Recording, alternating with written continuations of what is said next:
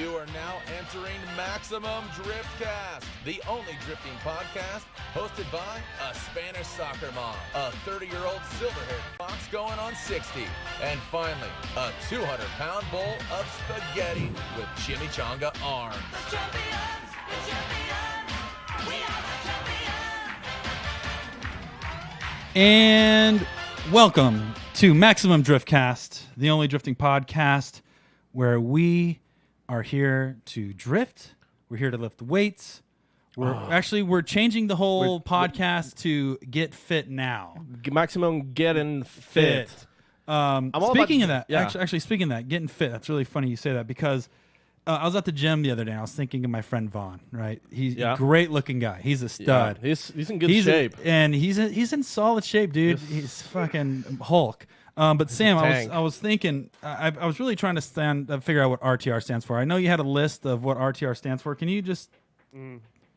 Well, we were thinking about it, but then I remember that you flipped that tractor tire over into the mirror, and then the full size 20-foot tall, 20-foot wide mirror knocked over because you flipped the tractor tire way too hard. Yeah, I've been really trying to train as hard as I can, and I actually started off with a 255, and I'm at a full semi truck tire. That's pretty good. Yeah. Vaughn, do you have any tips? What tire size and make do you flip usually? You know, I don't flip too many tires, but when and if we do, it's usually like a tractor or like a tractor trailer tire.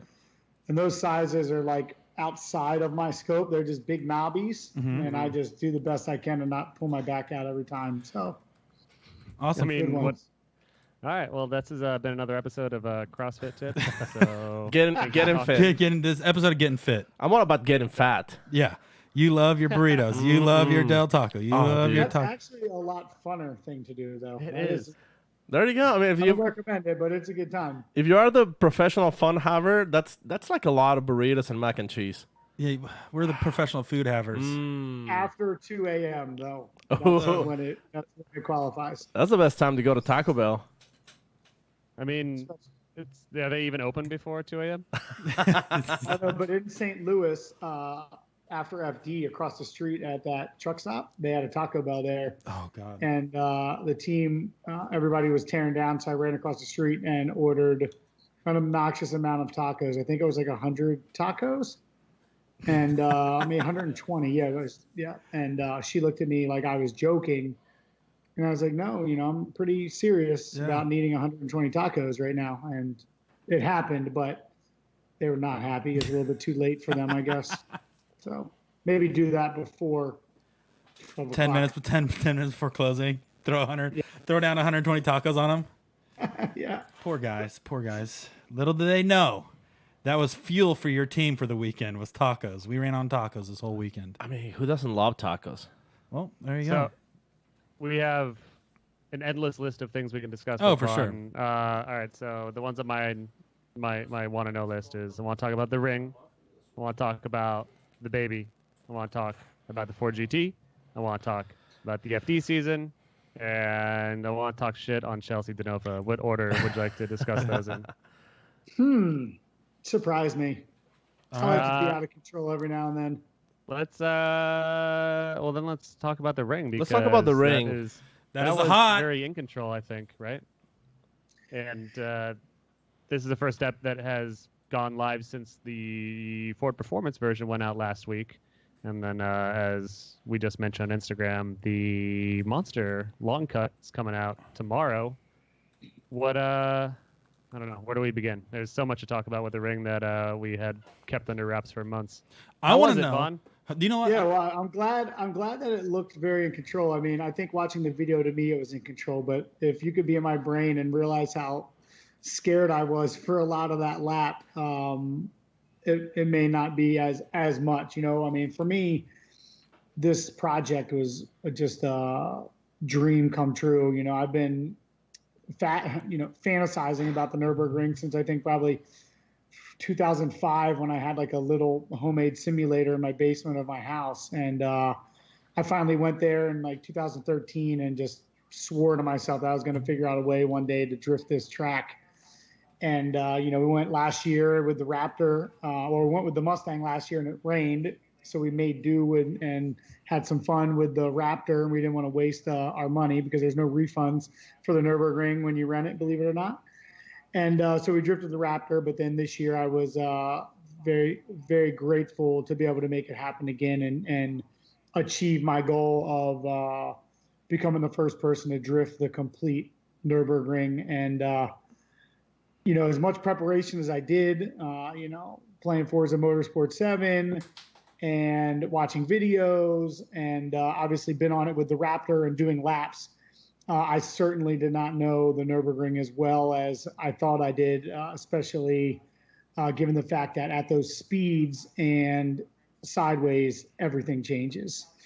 But yeah, it was just a epic thing. We took the car that I have in Europe, the car I've been driving at the Goodwood Festival Speed the last couple of years. It comes back and forth, but we sent it over this year.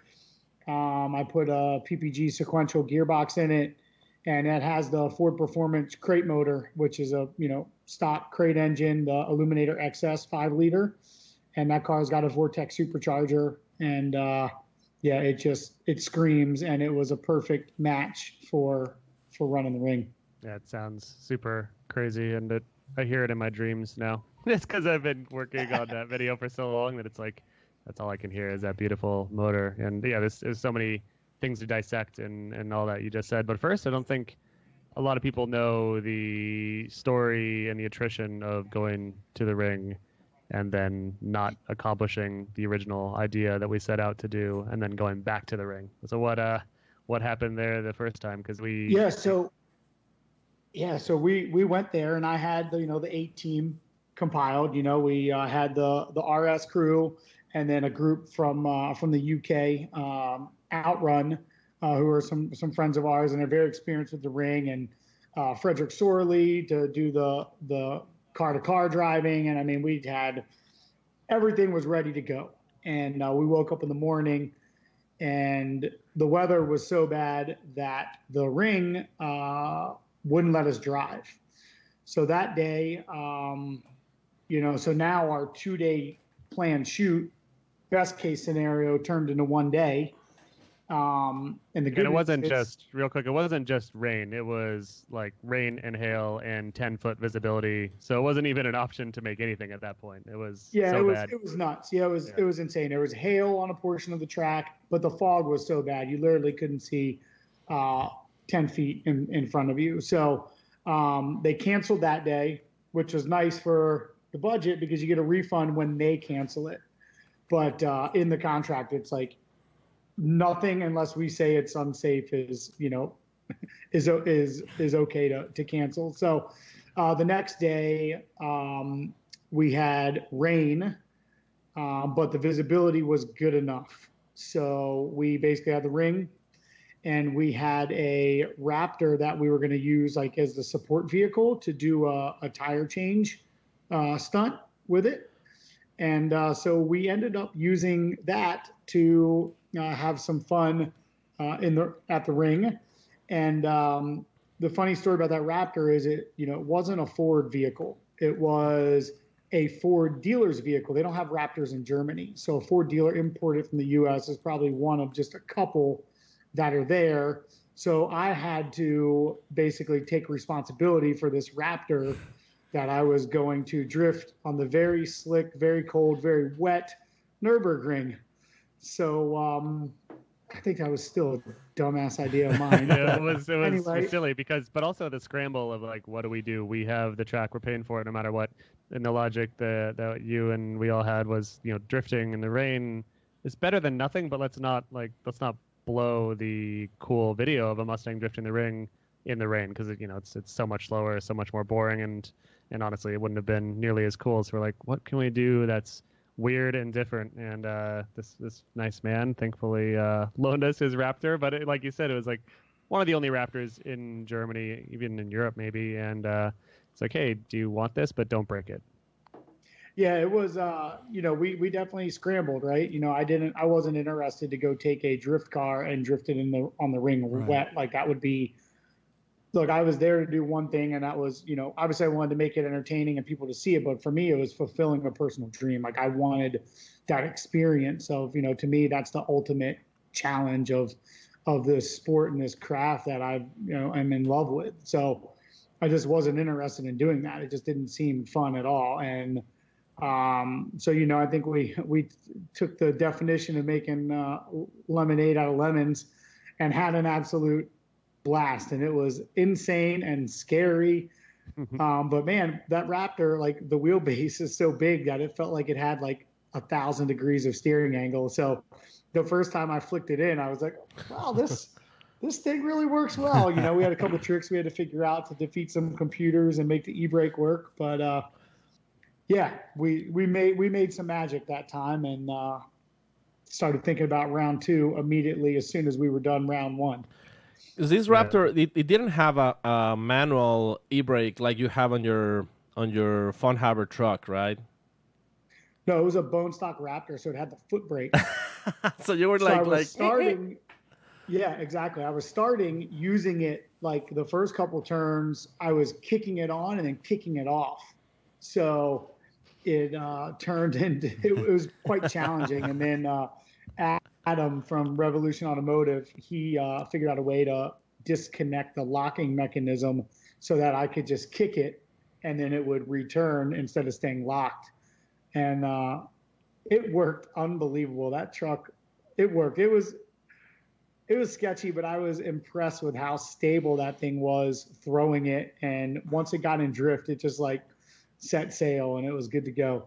I wonder if that's a better display of driver skill than the impromptu Mustang. driving a unmodified Raptor with a zip-tied floor brake, or like a properly kitted up drift car. So granted, of course, the speeds are faster in the drift car, but still, it's like, oh, we are the day of changing the plan entirely, and we're going to try to drift this 6,000 pound, I don't know how much they weigh, but super heavy truck with no mods, and not crash it. Yeah. That was definitely a cool video, but not what you wanted to do. It wasn't the dream. So it was back. probably the most unique, one of the most unique videos ever made at the Nurburgring, though, because it's an American truck drifting at the Nurburgring. I mean, like, have you ever seen anything similar anywhere else? No, I would agree that it had its own kind of place for it. Yeah. But Yeah. I think everybody was still waiting for Oh, this absolutely. video. It was Absolutely. definitely filled the void, like gave you a taste of what the video was going to be. Yeah. But it wasn't like, it wasn't the whole thing.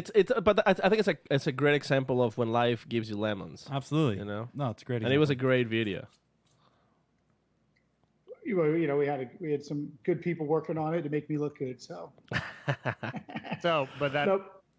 didn't fulfill the need. It wasn't what you set out to do. So went back, but of course it wasn't just like a clean situation at this point, because a lot of the show budget, I imagine, was used the first time around. So it's not like you can just reset and start over and get the full next experience 100%. Like things had to change, things had to get different, right? Yeah, for sure. Budget aside, right? Obviously, budget is a challenge, right? The even harder thing than budget, believe it or not, is getting dates at the Nurburgring. It's really, really tough to rent the Nurburgring, right? All the manufacturers want it. They have their tourist days on weekends. And so, but fortunately, the Ring was actually really excited about this project and wanted to have us see it through. So they actually gave us 2 dates in July. So like we had the dates in November before, which obviously was a crapshoot with weather. July is still a crapshoot with weather, and we can get into that because we saw that this past trip. And unfortunately, fortunately, the Ring gave us 2 nice dates. In the driest season, right? Yeah. July is like very coveted time to have the Ring. I mean, if you could get 2 dates to the Ring, like what it costs to rent the Ring, if you had them and held them, you could probably sell them for so much more. Like, just there's a line of people that want it. So super valuable, and I was super grateful to get that. And once they gave us the dates, I just worked my ass off to try to get because everything was more expensive at that time. So, we had a little bit of a credit from the previous trip, but I just worked super hard to figure it out. And get the support needed to make it reality. This is once in a lifetime stuff. So was not an answer or an option for me. And that's definitely a cool part too, Vaughn, that you mentioned, is that, we usually don't do conventional credits at the end of our videos, but if we did, you would be at the very top, not just as a driver, but as the producer of all this, because you are making the relationships and setting this up and making the phone calls and doing all the legwork to actually make this happen. So it's not like you told someone to make it happen and then they set it up for you. You did all of it. The back end of things. Well, the other thing that I do have a great team that supports me, but I'm as you know, you've seen that firsthand. I'm very involved in everything that we have going on, and this stuff is my passion. It's what I live for, so I enjoy it too. All right, so this is what I wanted to ask you, because a lot of people don't realize the time invested into these projects before it's actually released. So from the original conception of when you thought about this and started working on it to the day the video released, how much time and days went by before it's actually released from when you started? Well, I think the dream started in 2013. So that's when it started. Right. And then when it actually became reality of where I had people interested to start putting it together, I'd say that probably started in 2015, 2016. So, culmination of this project from actually working on it to getting it done, I brought it up and talked to people about that sounds cool. It sounds cool. And then a year went by and brought it up again. And then, let's talk about that now. We're ready for that. So it was a three-year project, 3 years. And see, that's the thing that interests me the most, as a lot of these projects that you see pop up on the internet, what I look at now is how much time actually went in to produce this. And people don't realize that the amount of energy and time, and that's where a lot of the budget and everything else comes, because it sometimes can take 3 years from start to finish on releasing that, the final product from originally the pen hits the paper. And it definitely shows, though, in the video. And I think that's the thing, is that time investment that goes in and the resources. It's like you said, you have one shot at this. You have to have everything in order for the proper release. You know what I mean? If one thing jumps out of the way, the whole thing could be crumbled up and dumped in the trash can. But that's why I think these things take so long, right? Is the whole idea is just there's so many moving parts. Yeah, and this project, isn't I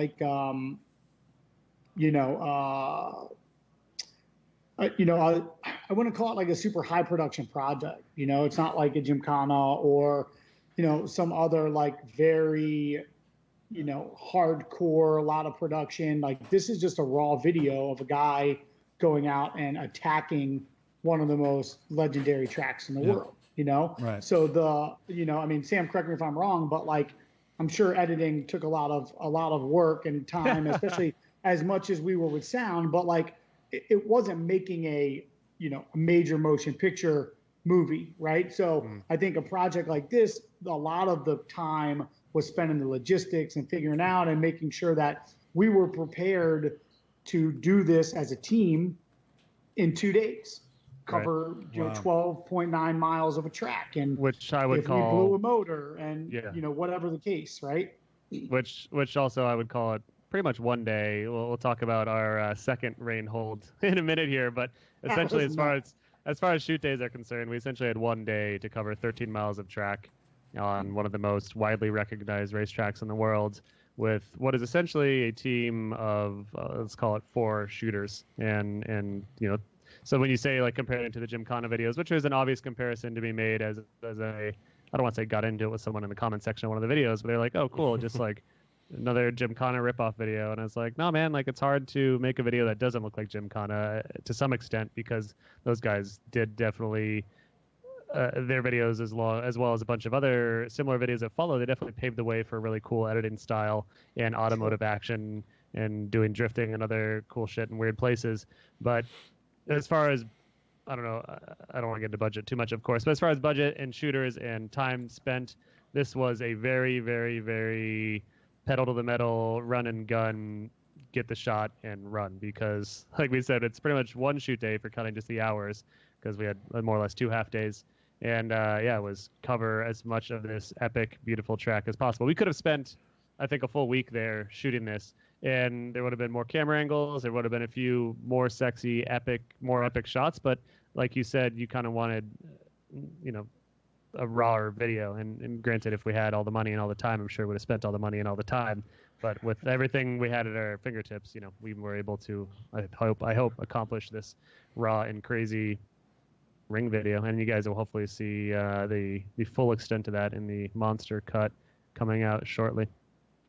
Yeah, that'll actually be out tomorrow on Monster Energy's channels. And yeah, to your point, like we actually had more of a crew slated, but Andy, our director, was very adamant about having the lightest crew we could to be very nimble, because when we were there the first time with when we ended up doing the Raptor, we had a lot of people and it was very cumbersome to move as quick as we needed to. So it all worked out. I'm extremely thrilled with the team we had, and it was great, obviously, to share that with friends, as most of you guys on the crew are friends, and we've worked together for a really long time, and so that whole experience and just the vibe and everything was it was just super epic.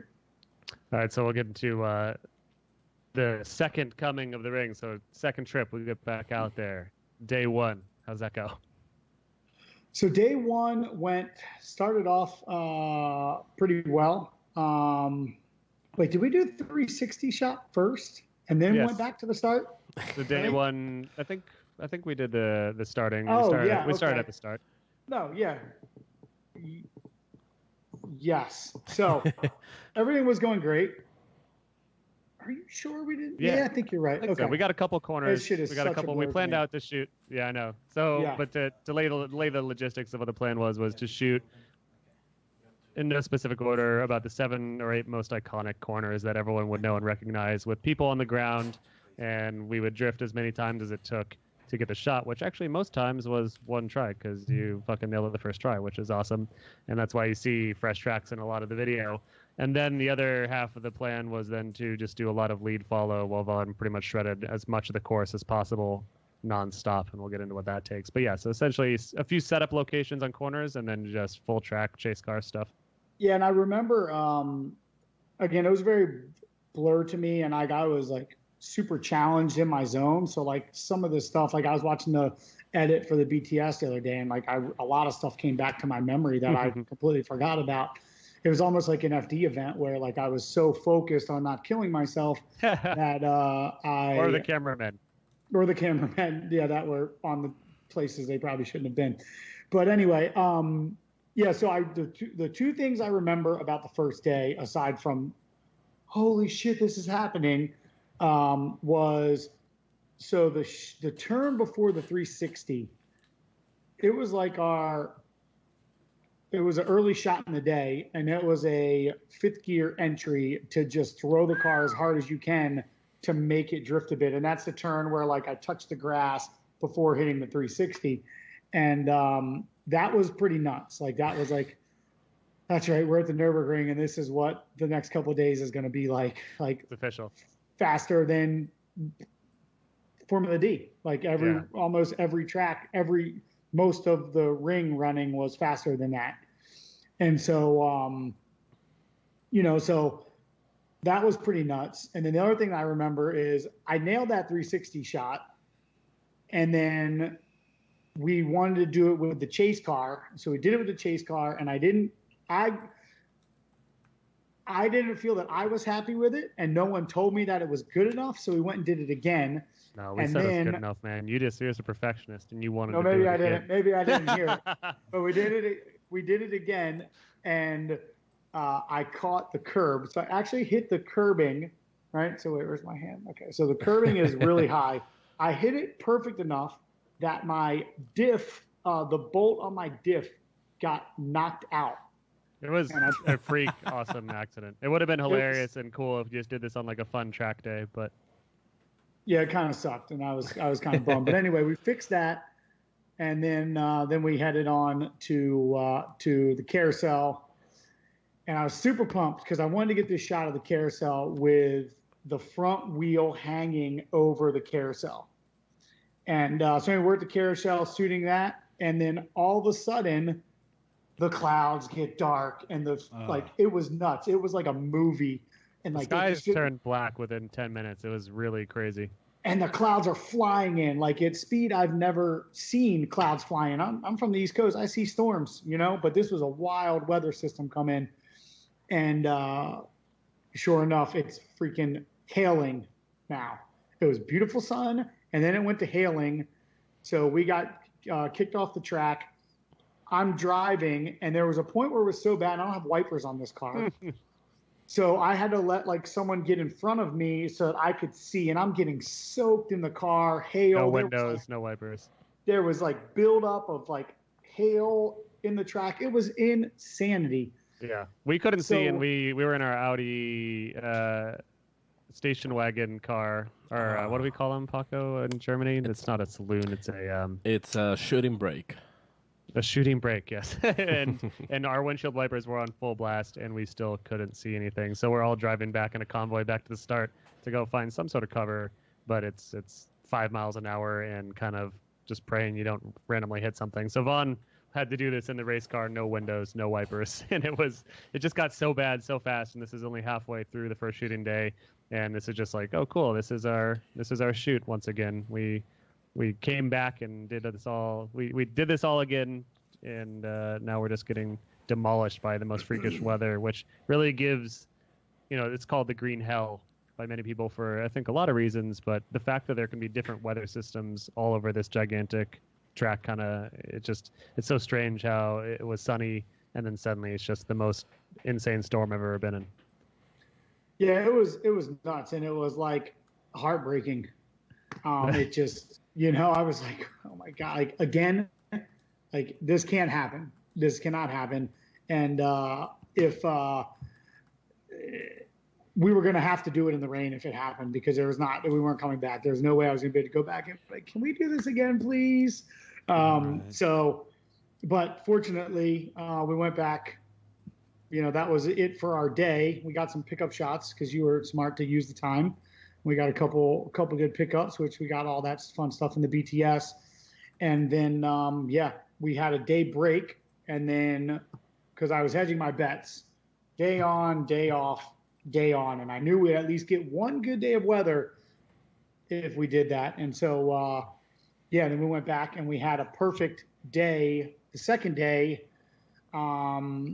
we had to get, I think, a couple turns that we really wanted to get. We had to get a jump, and we had to get YouTube corner. And the mini carousel. And mini carousel, which we did at the end of the day. But those were our 3 other setup shots. And then we got to do what we came for, or what I came for at least, which was a complete attack of the Nordschleife. I got to do 1 lap chasing the camera car, and then 1 lap leading the camera car. And it was the most intense, insane drifting I've ever done in my life. Sick. It was scary. Go ahead. And as I say, that's more or less one take on those ones. Like you of course studied this track, and this is what I would hope people would find the most impressive about it is, you'd study this track in Forza, and I'm sure on maps and in your dreams, but you really didn't do practice laps. You really didn't do half measures. It just was kind of, all right, I know these corners and I'm going to hit it. And all those lead, follow, chase cam shots are pretty much your first run on those, which is just insane to me. Yeah, and it would have been nice to have some practice, but we didn't have time. So it was just like, okay, we have to do this, go for it. And it's a really interesting track when you start attacking it like that, because there's a lot of blind corners, obviously. And, like I said, I kind of forgot where I was in some places because I didn't know the track as well as I thought I did. And so the best way for me to explain it is you get in the turn, but as soon as you're in that, you're processing what's up next and how you're going to set up for it. And there's a really special thing about the Nurburgring, because every time I needed it to catch me, every time I went a little bit hot or I misjudged something, it was there to catch me. It's so weird to explain. There's a shot where I was going down a hill and I went a bit deep, and I don't even know like all the names of the turns by heart, but I just remember flying up over this uphill, going down the hill, and going to slow down, but I couldn't get slowed down enough. But the curb at that spot was like 15 inches high, and the rear tire just climbed that curb, and it just caught me so nicely and saved me from a guardrail, you know? And then, that you know, is- there was just like a couple little spots like that where like I was maybe off 6 inches, but like it could have got really bad if there wasn't something there. So thank you to everyone that has gone off in all those spots to make those things be built there for me. I was going to ask you. Um, I was actually going to ask you about it because it brings up another idea. It's like we watch a lot of these iconic tracks on TV and, you know, see them on the internet. We play them in video games. Like, once again, you can compare it to like Laguna Seca. You look at the corkscrew on TV, and it doesn't look very big. But you go there in person, it's like a 2-story drop or a 3-story drop going through the corkscrew. Until you see it actually in person, it's one of those things like, holy shit, this is so much different than what I would imagine it. It's got to be so intimidating to see What that in was person. that? What was that thing at the Nurburgring where it's like, holy shit, this is... what was that one thing that was just you can't pick up from not seeing it in person? Does that make sense? Yeah. Like, Real quick, if I could answer just shortly on that, the elevation, like we try to capture it as much as you could, and you hopefully see it in a bit of the chase cam, but it's so hard to show the massive elevation changes that go on in the track, and it's usually not immediate unless you have like the jump area, but just the track goes up and down, and it's almost never flat completely. That's one thing. Yeah, the elevation was rad, and that's why so many turns are blind. And like you know, like when you're coming up over a hill, right? It changes. The grip levels change, and you're constantly making adjustments. Like I was working so hard in that car when we stopped for tire change. I was like catching my breath. A lot of it, I think, not because I was like exhausted. I mean, I was doing work, but I don't think I was breathing as much as I should because I was like, whoa. clenching, full clench. Yeah, but I think the thing with that track, man, really was that I was unexpected for me. That was like, whoa, was the speed, like the amount of the speed that we were carrying to link these turns and these straightaways that we linked. It was just is massive. And then the sketchiest, one of the biggest things that we did, I think, was the Flance Garden jump, which is basically that jump. And you need so much speed to get air off of it. Not to mention the Mustang, we have a bunch of droop built into it. So when you see that thing got, 6-8 inches off the ground in the video, it would have been like over 2 feet of air if I didn't have so much droop built into that car. But the thing is, you had to have so much speed. So you caught so much speed coming down that downhill to the jump. And then as soon as you land on the jump, I had to flick it sideways. So it was like as soon as I felt a little bit of touchdown, I had to flick the car sideways because it was like a 90-degree turn right after it. So, and there was like 10 feet of gravel and a guardrail about 2 feet to the left and a guardrail to the right. So it was a very, very sketchy turn. And that was one of the sketchier, scary things. And then a couple of the like big, top of fifth gear sweepers were insane, because you're just rolling gears coming out of turns to get speed to this thing and then just flicking it. And, especially during the lead chase, because we didn't get out to check tires. Like I literally went until I knew they were gone, and gone tires suck. And so, I blew the bumper off once and it was just kind of sketchy going at these speeds, not necessarily knowing what was under there. But when you're doing these kind of things, you just have to get after it and take a little bit of that risk, It's funny That, as you're explaining real this. Go ahead, Sam. What was The that? jump. I got to talk about the jump real quick because that was definitely the sketchiest and craziest drifting-esque maneuver I've ever seen. Just because, like Vaughn said, the speed he had to hit to even get a few inches of lift, and you can see there's verified 4 wheels off the ground in the Oh, yeah. video. And if he had a different setup car, that would have been huge air. But we just wanted to at least show that he did get airborne.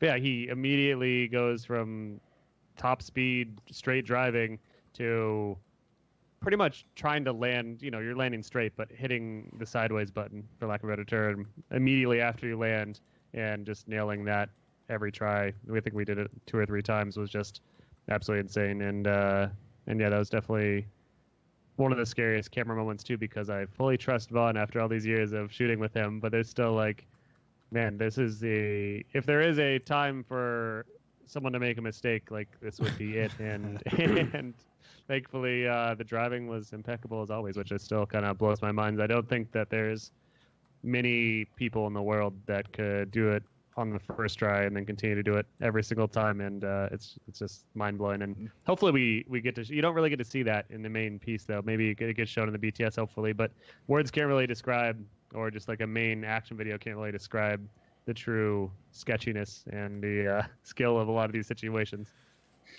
Well, thanks for that, Sam. Yeah, hold think on. the one I was thing, too- actually. It was funny as you were talking about that. I was kind of laughing, Vaughn, because you were saying it was very difficult to rent the ring and do this, but then on the weekends you have tourist day, and I can't imagine how fun that'd be to watch these maniacs go fly around the ring for the first time after you describing what it was like. Yeah. Yeah, drifting is strictly forbidden at the Nurburgring. What? So, yeah, you're not. I mean, there is people that drift, like turn here and turn there, but you're banned from the ring if you're caught drifting on it. So, I mean, it's strictly forbidden. In Yeah, we fact, should have put that disclaimer on the video. Wow, that's When even we even first- more special. That's nuts. yeah, when we first got permission to the ring, like I had to go through stuff. They had to like check me out, and because they wanted it to be if they were going to do it, there's a lot of rules in Germany, and if you were going to do it, it had to be professional, and so I'm not saying there's been a lot of people that do things. We all have done things we're not supposed to, but Right. hopefully not a lot of people go out there and get hurt, because it's certainly a no joke track. And just going back to the jump, the original vision was to flick it sideways going off the jump. So when we went the first time there, Al, one of the guys that's there and has a lot of time, Al from Outrun, he's like, I think you could flick it like before the turn and be sideways in the air. And when I got there and saw the speed that you had to hit it to get the air, I was like, that is not happening today. And We how could be narrow like it a is too. Yeah, That section's super narrow. yeah, and it was just not possible. Well, it might be possible, but you might want to bring an extra chassis or two if you're going to Yeah, and not have that in the spares box. that's a good thing to mention too about the reliability of the car, because minus that crazy accident/incident with the drain plug for the diff, the car was impeccable. Like, I did not expect that, not because I thought the Mustang was unreliable, but any car being beaten and driven, and as you hear in the video, at redline pretty much most of the time, and it just lasts for 10 hours over 2 days doing this. It was pretty insane that your dudes and the builders and your techs maintaining the car and all the sponsors that provided the products for the car, like, it's crazy that it upheld that whole time.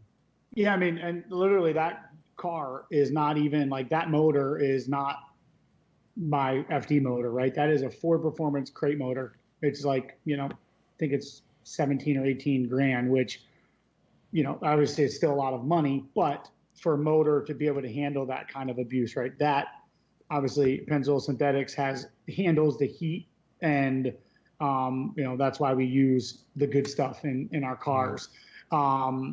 We did lose a power steering belt, but I think that was just heat. I think it was just so much heat from all of that work that we lost that. And I actually ended up happened going into the carousel. So I was fourth gear wide open, linking that section going in the carousel, and I lost power steering, and I just manned it through the carousel with no power steering. So that worked out. I didn't die. That is the big gift at the end of the day, is that you didn't die. I'm here. Survived. And then I think one of the questions that everyone seems to ask in the comment sections is like, oh, did you do this on one set of tires? And it's cool that we made it seem that way, but no. I think you said on like the lead chase ones I think you said about Three. three sets total. Three from sets start to on. finish. So when I was leading the camera car, I used 3 sets. I could have used probably 4, but there was some like that one really long straight.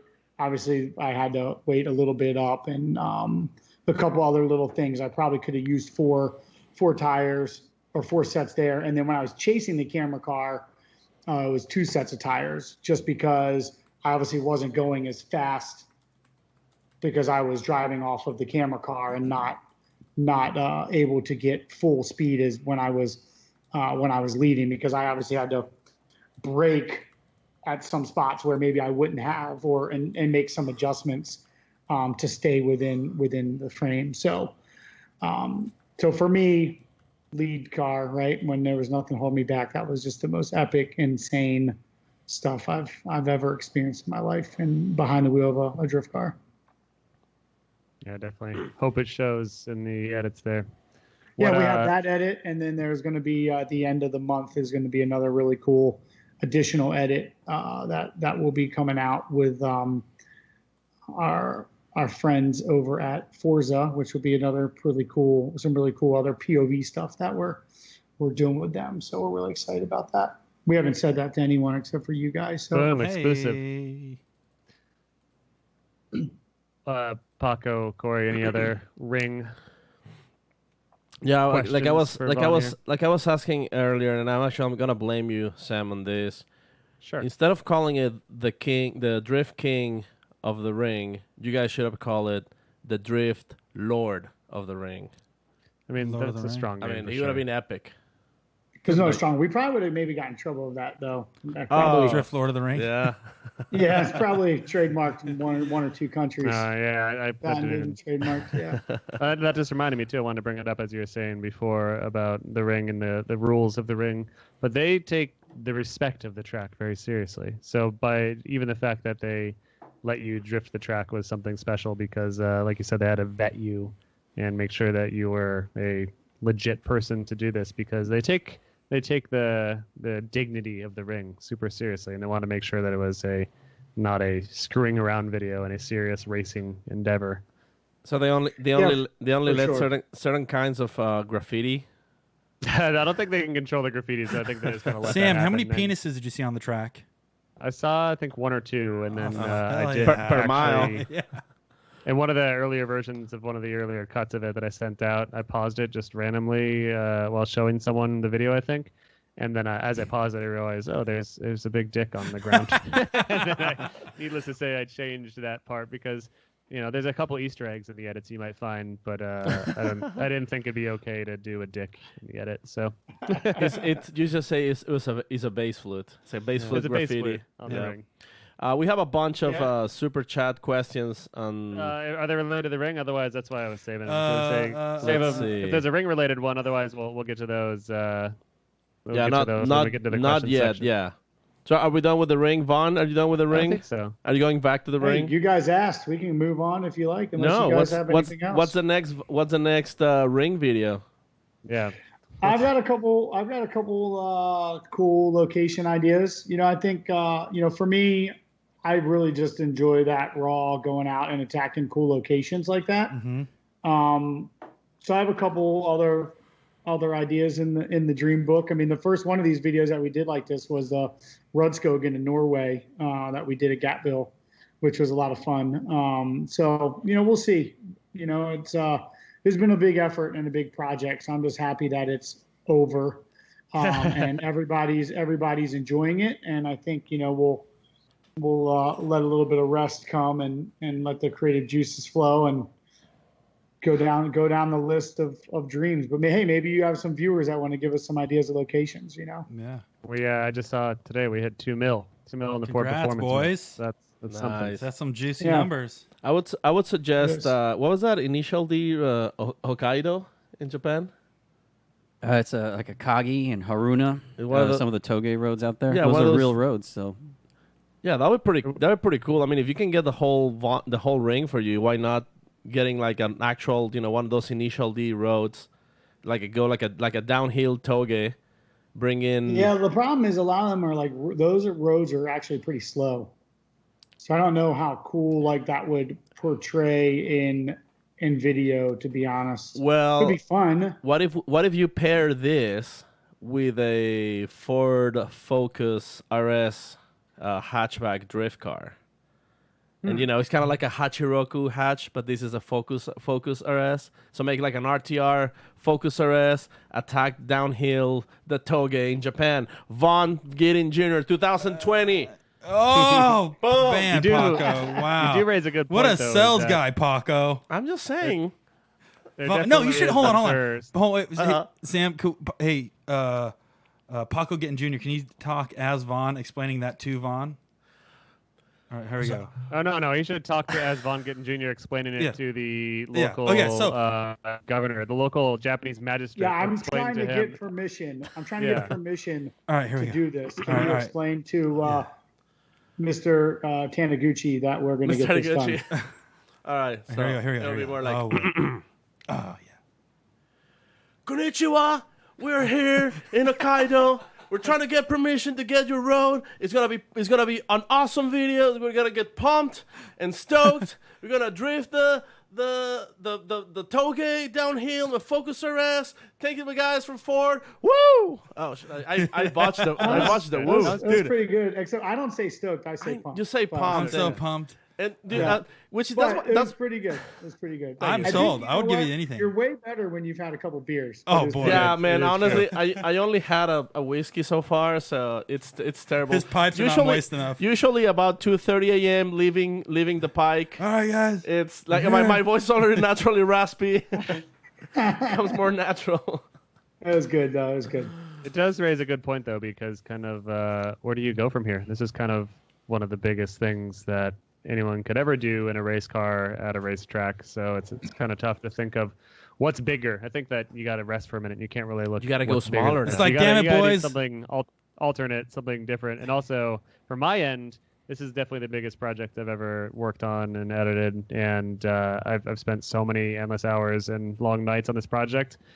Today was the first day that I'm pretty much almost off of it and done with it, but it's still the final exports going on right now. But it's like I feel like I'm gonna have Stockholm syndrome, or I'm gonna miss it a lot. Like I don't know. Postpartum? Yeah, postpartum is probably the best way to describe it. Is I've been through so much, and going into this, even when we were shooting, I knew basically a couple of the more popular corners of the ring, and now after editing these videos, I know every corner by heart, like crazy. Like it's pretty crazy how much time I've spent looking. Paco, Yes. Paco, Oh, Paco and Corey, can we give Sam a round of applause? Because he's done a really good job. Sam, This is the first time I've ever everybody on clapped Max for and Sam. Driftcast, let's hear it for Sam. Drift idiot. You killed Yeah. it, dog. You killed it. Nice job, Sam. have he Yeah. graduated Thanks, from drift connoisseur?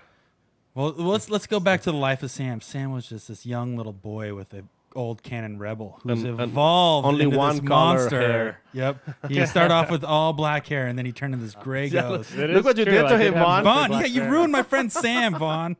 Look at him, gray head of hair.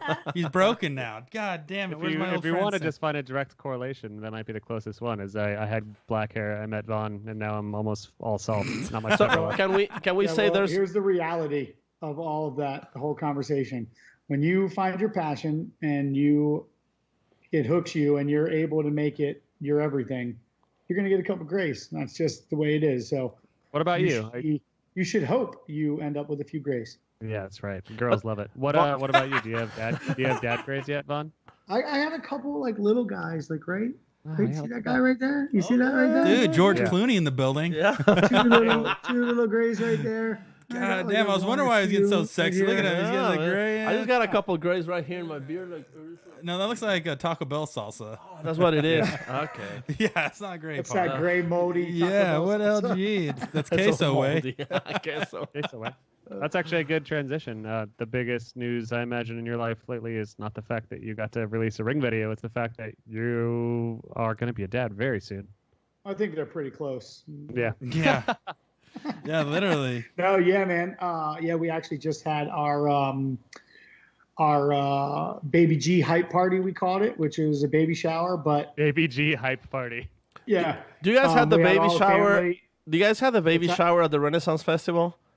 No, That was the pre-party. That was a No, pre-party. that was just a random party. So Renaissance Festival, my buddy's been going there for like 16 years, and he has like hundreds of outfits that he's Sick. made. You go hard. himself. No way. That's Sick. The outfits are the best part. The fact that I love the Renaissance Festival, I still don't have an outfit like that good. But also, is turkey leg in your diet? Because that is my favorite food on earth. Is Renfest turkey leg.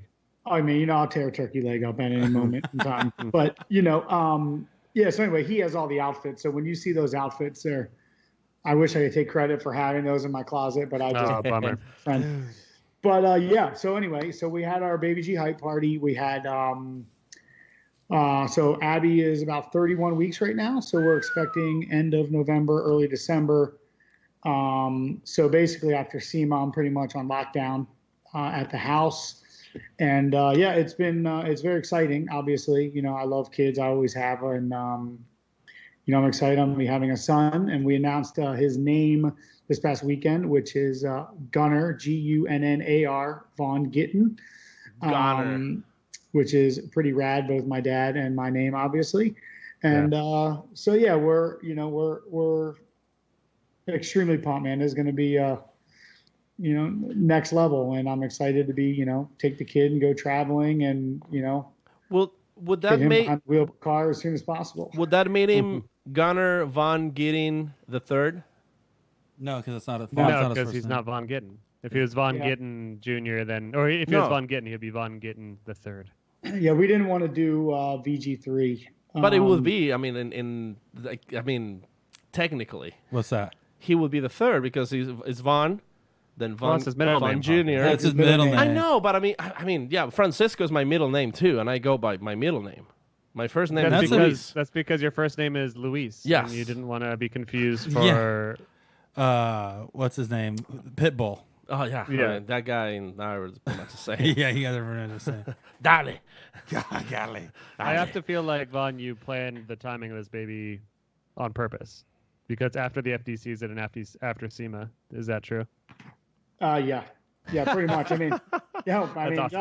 I'll be straight up. We followed we knew that like we wanted to have the kid between, you know, November and April. And my wife is a magician. And yeah, you know, they have apps for ovulation charts and, you know, you can kind of plan timing. And we did, and it was boom. Perfect timing. I Perfect timing, Vaughn. That's a bullseye. I can see like Vaughn's like calendar go off in the morning. It's like, oh, don't forget to go to work. Oh, don't forget to make a baby. I'll be back, guys. But I'm proud that actually, I think I was one of the, obviously Vaughn knew and told other people, but he didn't bestow me with the lucky information yet. But I've done it like 2 or 3 times now where I've called out friends who are pregnant but not showing yet. And I remember Vaughn got knocked out in Atlanta, and you and Abby came to go sit on the grassy knoll, as we call it. Yeah. And a car goes by, and then I see Vaughn take his bandana and just like cover Abby's mouth. I was like, oh God, they're pregnant. and turned around and asked if you confirmed, man. Don't And breathe it was that nasty exciting. smoke. See, Yeah, it's gonna be rad. You know, like I see Jared, right? And like I've obviously known Jared's family, you know, forever, and Parker when he was just a, you know, little kid, just a baby. You know, I have a photo of me holding him in the top of the judges stand, and like it's just been really cool to watch that and his relationship with his kids, and you know, so I'm excited to have that, and you know, I don't plan on necessarily slowing down, but I'm definitely gonna prioritize and make sure that you know, I am a good father, and make sure that my son has more fun than I do. Yeah, that shouldn't be too awesome. hard. Yeah, I'm sure you're going to give them awesome opportunities. And I'm sure a bunch of people have probably asked this in real life. And I imagine in our Instagram comments, everyone's going to ask, when is that kid going to start drifting? Are you going to, I'm sure you're not going to force it on him, but what's your plan for race cars and this kid's What if he's association into with like cars? playing the piano instead? That'd be great. Whatever he wants to do, but he will definitely have the opportunity to try some really cool stuff. I mean, his first time in a race car was in Texas. Abby was on grid, so we drove back in the race car, so he got to feel that rumble. And he went back this weekend and did a little aggressive driving in the Raptor and behind the house, which was fun. You know, we're getting him ready, but I mean, as soon as he's ready, that's going awesome. down. And kudos to Abby for still staying in the shape that she is before the pregnancy. And I'm sure everyone asks because we've seen videos of her doing CrossFit still.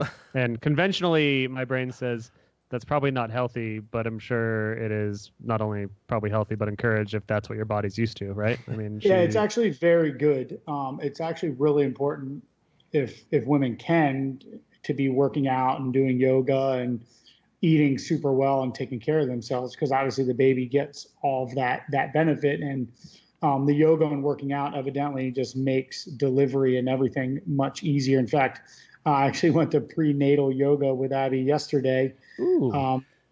Support your women, man. That's Corey's Trust favorite me. yoga. And so anyway, we went there, and the woman that was teaching it, she said that if you do 300 squats a day, that your baby will literally just come out when it's time. Like, just, yeah. I don't know from on the here. 300 squat, or No, you have to do that every day leading up. And I don't know, like, if you do it for a month or a week or Right. whatever, but See, Corey, that's You what you know. need to do for your constipation. Yeah, for my brown baby. Just 300 of them a day, they'll just come out. Funk. Oh, there it is. Oh, God. it's really interesting the things you like learn. You know, Abby's obviously Yeah. she studies a lot, and you know we look at a lot of like alternative things, and the things that you learn about what you believe like pregnancy and birth what is and supposed to be, and when you look at like the reality of you know how it's been done for thousands of years, it's quite different than you know what it's turned to. So it's been very interesting to learn and study and kind of process the way we wanted to go. But yeah, interesting stuff. And all I can say is educate, you know, and that's what we've been doing. And I'm very grateful that my wife is someone that likes to read and become professional at everything, including having a baby. I can't wait till Gunner comes out and he's just gonna be swole as fuck. He's just like, Juiced Mom's out. been working out for 2, bitch. Yeah. He's gonna, I was gonna say, he's gonna come out himself and he's gonna start doing one-hand push-ups. Yeah. Oh yeah. Yep. Which, think by the I know way, it works. little parenthesis before we move on. It was Jared's 40th birthday Yeah. this weekend. I was That's gonna cool. mention that. And, Yeah. we got Did a you make it, Sam? Did you go? I did. I was down there, and the surprise mostly worked. What's the name of the owner of Chris? of the Pike again? So we're all there's like 30 of us hiding inside the Pike with our custom-made reservice Jared Deanda 40 shirts, and we're all waiting to surprise Jared.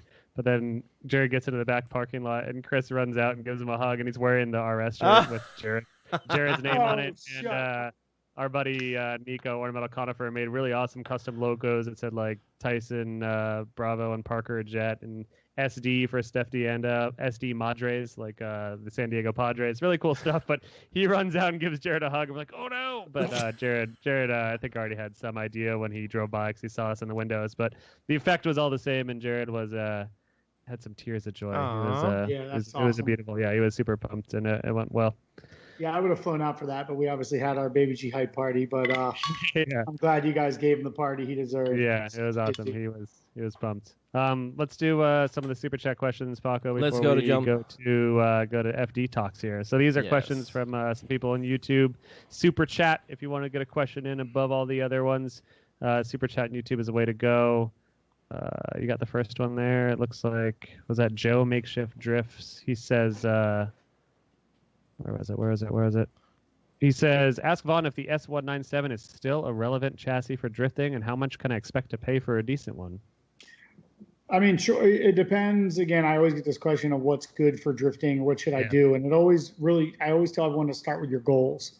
But yes, the S197, like at a Formula D level, could be Which just year range is that? I don't even know. that would be 2005 to 2014. Okay. Still solid axle. Yep, that's the solid axle. That's before it went over to this chassis, to the S550. So that car could still be Formula Drift Championship competitive without any question. It's a great chassis. Wheelbase is great. Track width is great. And it's really easy to, obviously get parts. And obviously you can make plenty of horsepower with Ford motors. So I think that, but then just from a fun standpoint of drifting, I think it's actually probably one of the best kept secrets for now, because you can buy them pretty cheap. I think you can buy them for like $4 or $5 now, even if you started like a V6 chassis. I don't know what Andy paid for his Sam, but you can get the 3-valve, which would be 2005 to 2010, which would be the 3-valve with the lowest amount of horsepower, probably be the cheapest, and in 2011 to 2014 as the 5-liter. But even if you got a V6 to start, especially 2000, 2011, the V6s came with 300 horsepower as Yeah. much as the V8 before that. So yeah, they're a great chassis. You can easily get parts for them. People are selling angle kits for them. BC's got coilovers, super affordable. They make you whatever you want, and parts are cheap. Mustangs are made here in America, and you can go buy them anywhere. So absolutely, have fun with it. And Yeah, actually, you really think about it now that the 240 SXs and everything are becoming more rare, and you know, just the availability and lack of modifications needed to have a pretty high powered rear-wheel drive awesome car. It's pretty, you know, Mustangs are definitely going to be becoming more and more prevalent at the track as they get cheaper and cheaper. So that's exciting. Well, the thing with drifting, and like, you know, people probably hate on me for saying this, but I'm not one to care about that. You know, when I look at like going and doing something that has a task, right? If I'm like, oh, I'm going to go drifting, I'm going to go this route. Like, just like if I'm going to go road racing, I'm going to go look for a light, affordable car. Whereas drift, you know, you look for something that's easy to make power, easy to find parts, you know. And when I look at all the things that I did to my 240 to make 300 horsepower, and like the first time I got into a Mustang in 2005 when it was bone stock, I'm like, why have I been doing this? You know, why have I been dumping all this money into this Nissan to make it 300 horsepower and screaming with everything it can do with 300 horsepower versus having this, you know? And I definitely like the Nissan, and I obviously still have my first car. But I think, you know, for me, it was very changed my perspective of using the right tool for the job and what's going to get me there within my reality, meaning my budget and my capability. So I can't, you know, suggest enough. I would say Fox bodies, but they're just getting extremely expensive now. So I think S197 is probably your best bet. I'm so bummed that I feel this way about pretty much every car I've owned, but I wish I could have just kept my Fox body forever. If only there was an unlimited amount of car space, which I guess you kind of do have at this point in your life, Vaughn, but in California. Where you're living, you do not have that. No, I do not. I'm already maxed out at 10. Oh my god. Yeah. mean- Yeah, Paco doesn't really have room for more than about 4 cars, but and then another question here from Powers Drift. I don't think that's Matt Powers, That's though, right? not. No. No, he says, I don't even know what this is. Maybe you do, Vaughn. Would you ever take the My Drift Car Challenge?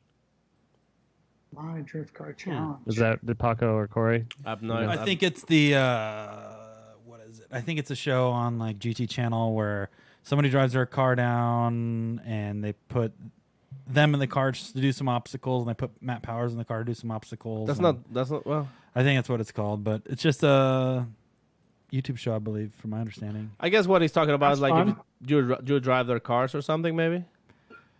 Yeah. Me drive their cars? Let's just say, Yeah. like, would you drive somebody's car and like just boom, you know, like do magic with it? Well, funny thing is, in 2005, we first had the Mustang. I was like the king of borrowed cars because the team I was with at the time couldn't keep a motor together. So I borrowed like, I think we had 5 rounds of FD that year, and I think I borrowed a car 4 out of the 5 rounds.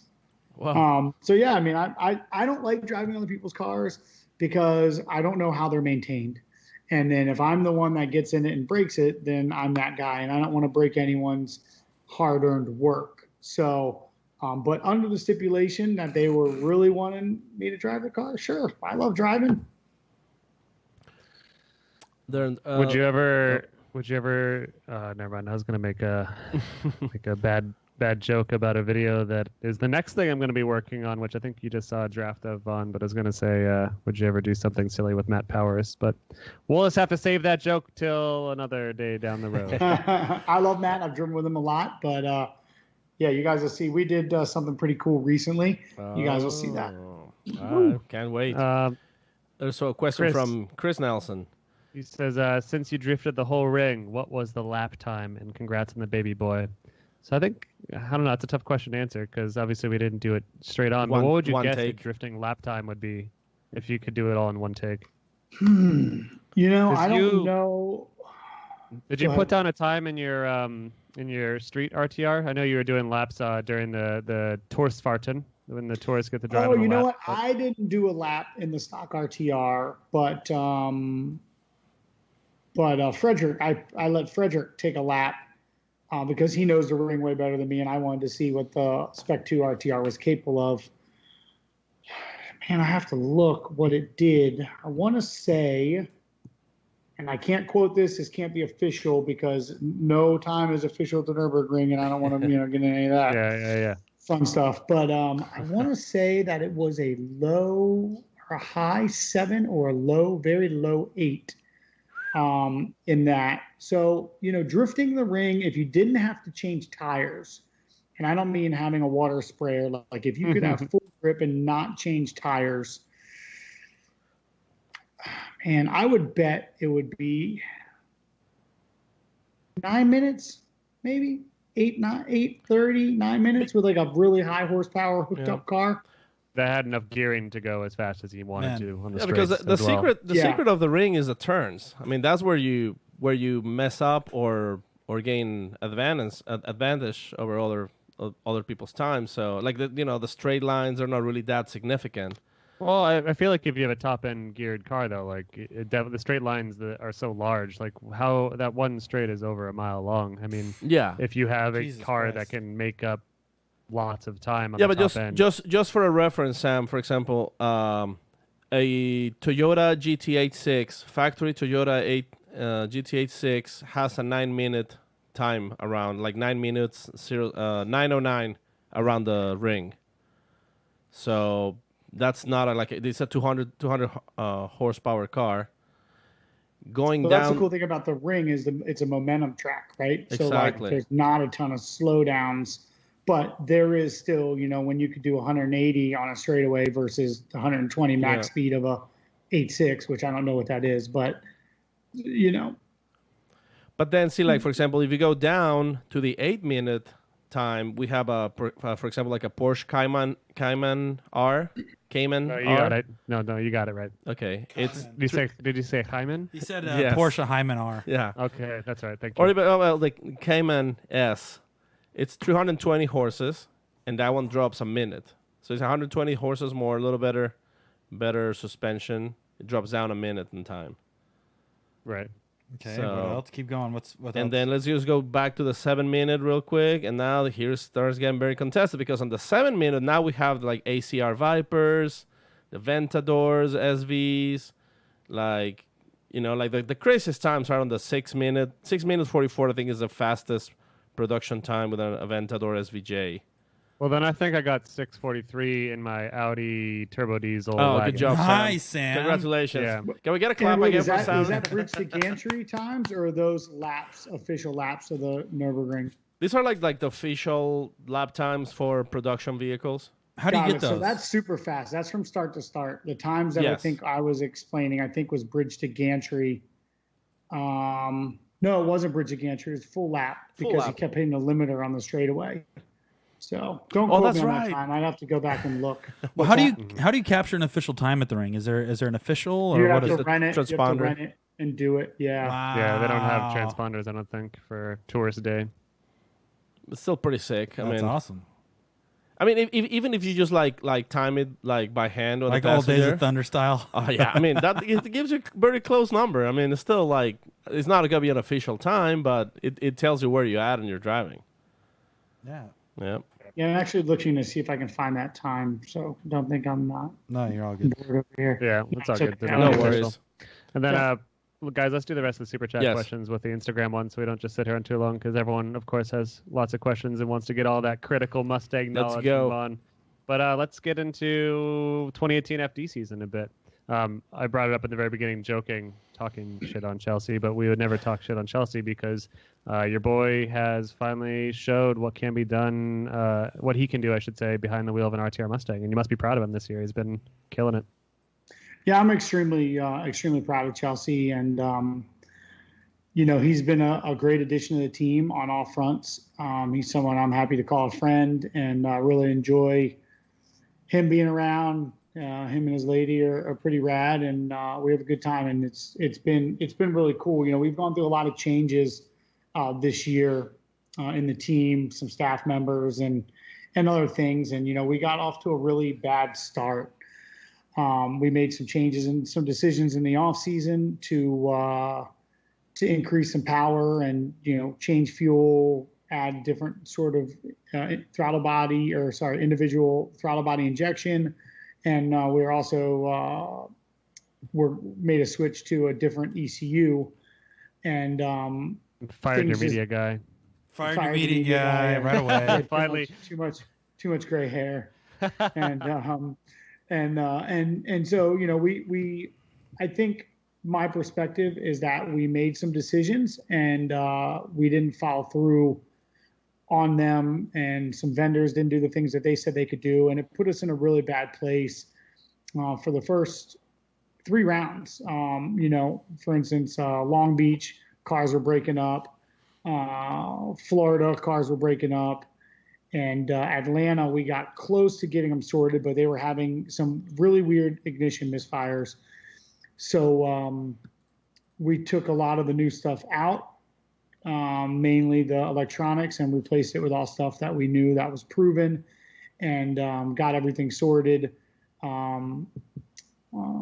Good friend of mine, Ray Shake, helped us out significantly and got us going back in the direction that we need to be going.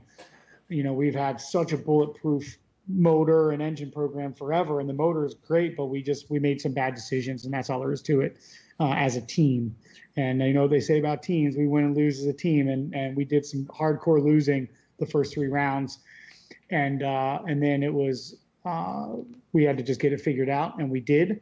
And the last 2 rounds have been, I think everyone has seen the results of those efforts and that never give up attitude. So, we made some suspension adjustments to the car as well.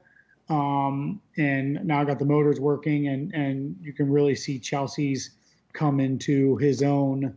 And I'm getting back to, what I consider my standard form, which is, battling it out to, I felt like I could have won the last 2 rounds, honestly. But we just had some dumb things happen. So, but yeah, extremely proud of Chelsea, and, the kid's a killer. I've been saying it since day one, like there's a champion brewing, and we've got some serious epic plans for next year. And this year, the last couple of rounds we know have just been rebuild and refocus and get ready. And It's always a bummer to see you guys struggling out there, but it's good to see that you've, at least from what it appears like your last few rounds, you've finally found your stride again. So, hoping to see some upsets at Irwindale and 2019, no doubt. Well, question for you, Vaughn. Obviously, you have one of the biggest operation in Formula Drift right now. What is your responsibilities at the track? At the track? Yeah. Or even leading up to the track, because, the thing is like we always talk about what is some drivers' responsibilities, and there's some guys that do everything from the full logistical side, setting up, getting there, making sure everything's ready to go, everybody's good, team's good, But what's kind of like your responsibilities, and what do you do to kind of maintain your composures as being a team owner? Obviously you're the team owner and operator, but what is your weekend like leading up to an FD event? Sure. So my weekends right now are very different than they were when starting off. Obviously, I have a great team of people behind me that allow me from day to day to focus on the things that I'm good at, right? The business side, the working with partners, the creative and doing conceptualizing and just seeing things through that make this machine possible to work. And my team, I'm extremely grateful for. They do a great job at executing the visions and the goals. So leading up to Formula D events, straight up, I don't do Formula 2 Formula Drift or that week. I'm having a little bit of connection issues with Vaughn, but Yeah, can you hear him, Paco? Sorry. no, I don't know if you it's can hear me right now, but it's Vaughn's internet. because Just you're broke loud up and for a clear. second there. Oh no. Vaughn, hold. Stop talking. Am I back? Oh, you're back. Yeah, there you go. You're back. Sorry. You were saying. So sorry, we missed the part as soon as you said my weekend is, and then you were. God, he looks perfect right now too. Just freeze frame like an animal. I love it. Tell your mom to get off the phone, Vaughn. She's ruining the dial-up. Yeah. Who's getting on the dial up? No, because Sam, you've seen it. There he is. Sam, and the only reason we were kind of bringing this up is because it seems like a lot of drivers that are progressing their team have to step out of the role of doing a lot of the other stuff and bringing in a proper team. And sometimes it seems like that's kind of almost a trend now, is the driver needs to focus on driving and not so much everything else. If you want to perform, you get a good crew guy in there to have his responsibilities. You got to get a good driver and have him worry about his responsibilities. But it's just interesting to hear what your weekends consist of. Yeah, can you guys hear me? Am I back? Yeah, we got you Yep. back. You're clear now. Yeah, you're back. Okay, cool. Yeah, no, you're spot on, Corey. I mean, I was just about to say, I don't do anything That's leading awesome. up to That's the huge. event. Like, my role is not in the team, is to handle business. I'm on the marketing side of the company, and my team handles the team side. So, I show up to drive a race car. I do hold team meetings and try to, keep team morale built up pretty good. But my job at the race track is to handle for partners. Best car competitive and driving it when it counts out there. And that's the thing, right? Like, that's the hard thing about FD, Right. is that a lot of the drivers are running their own programs and they don't have the time to focus on what's really important and what really makes this possible. So they get stuck in this rat race where they're just struggling to get the car going and get the car to the next.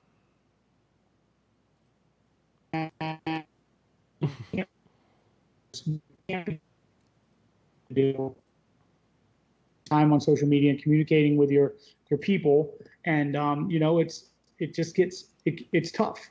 Yeah. Well, And, I real don't. quick, Vaughn. Yeah, go ahead. Hold on. Just listen. Real quick, Vaughn. We heard most of that, but can you, just for shits, deactivate your video portion of this for a little while? We'll lose our video portion of you, but at least hopefully we'll hear you clear. Here. Just click that little video button. But we heard most of that. I just don't want to miss anything important they were saying. And yeah, I think we talked about that with Travis Reeder last week of the success. Was it Travis Reeder talking about the success of the Wardhouse boys? And there's definitely much to be said for having the asset of being able to focus on driving. So of course there is massive amounts of skill from Dean and Peter, James Dean that is, and Peter, but there is definitely something to be said about the fact that you can really focus on driving rather than the entirety of trying to wrench on a car. Well, I don't think people realize still how much responsibility it is to do like partner relationships management, to do the social media, to do that side of it. And that's still a full-time job, which somebody should be doing in some degree as well. But it's just even having that on your plate is still a lot. And especially at that level, it's like, Vaughn can probably tell us, how many partners do you have with you this year, Vaughn? I mean, I don't have a exact count but on it's my head, but I mean, I work with probably about 15 companies right now. And I mean, just to give you an idea, like my staff between, I don't like to call them staff, I call them my team members, but between the motorsports program, God damn it. Right, he was going to drop the secret.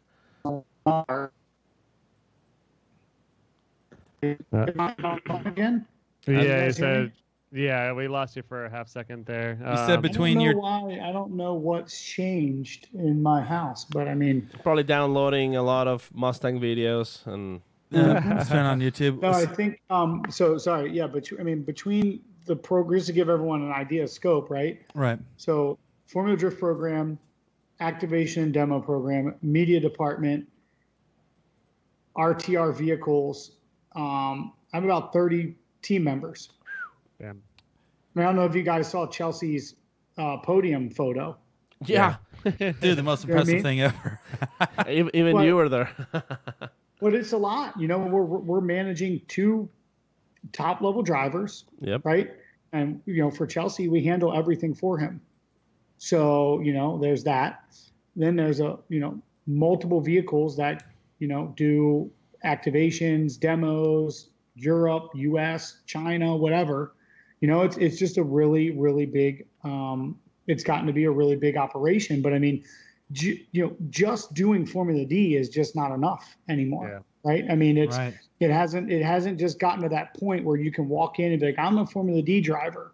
And I think that goes for motorsport in general. Like, you need to be doing all these extra things if you want to make this your life.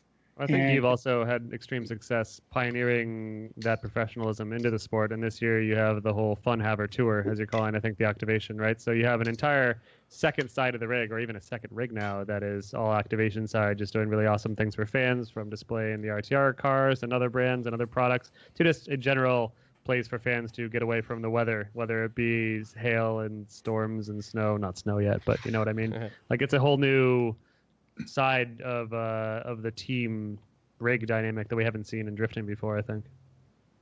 Yeah, for sure, and it's it's something that I've been actually pitching to Ford for a long time that I think would be great to have at Formula D, and I think the fans would appreciate it. And fortunately, they're enthusiasts and they get it, and they want to support the things that we enjoy doing. So we were able to do that, and I'm able to take that to events all over the country and give rides and experiences, and that's just what I love doing. Yeah, That's the life. that's life. I was going to ask you too, is looking, or if I was speaking to Vaughn 15 years ago when he first got into Formula Drift, or 14 years ago, did he see himself where he is now back then? I didn't understand the question, actually, Corey. What do you mean? So the question is this: if I was talking to Vaughn 15 years ago when he was first in FD, did he picture himself where he is now at that time? Because Yeah, I would. Yeah, I mean, I know exactly what you're saying. I don't think I ever pictured all of this, but there's not a part of me that's surprised by it. Does that make sense? Yes. Like, I know how much effort and commitment and sacrifice I've put towards building. It's like when you work that hard for something, you're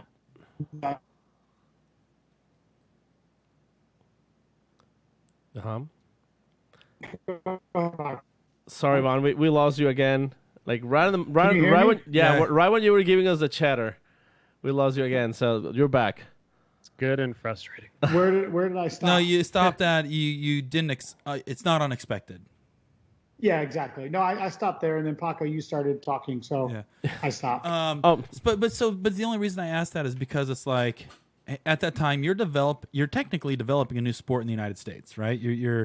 It's something that's been around obviously for quite some time in Japan, but you're technically developing the professional side. There's a lot of people consider there's 4 or 5 guys in the United States that have grown the sport to what it is now. So yeah, you're considered a pioneer in the sport. So you've probably went through some trials and errors and seeing what's what's not working, as you're one of the guys that's kind of created this platform.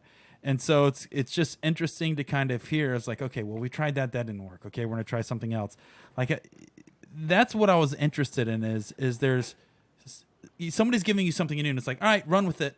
Where are you taking us with it? And yeah, just kind of interesting to see how many paths, or probably a lot of paths that we don't know about, that you've gone down and tested didn't work, and it's like, all right, we got to restart. Yeah, I mean, I'll share something I think is pretty important that I've learned, and like I'm kind of at the point now where like I'm really about sharing and giving back, and that's why like I enjoy the opportunity to share some of these experiences, because if things that I've done can help someone else, like that is what life is about to me, at this point. And so, when I started this, right, a lot of people don't know, right?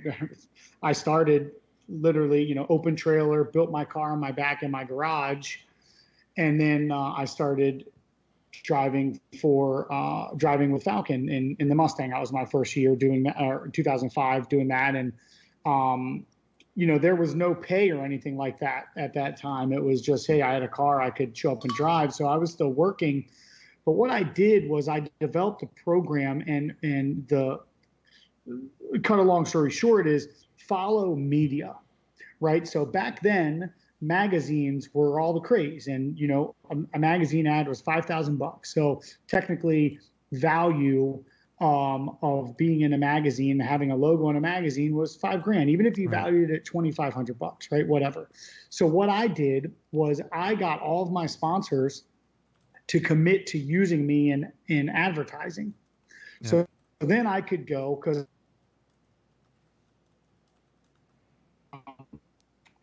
things that I can guarantee.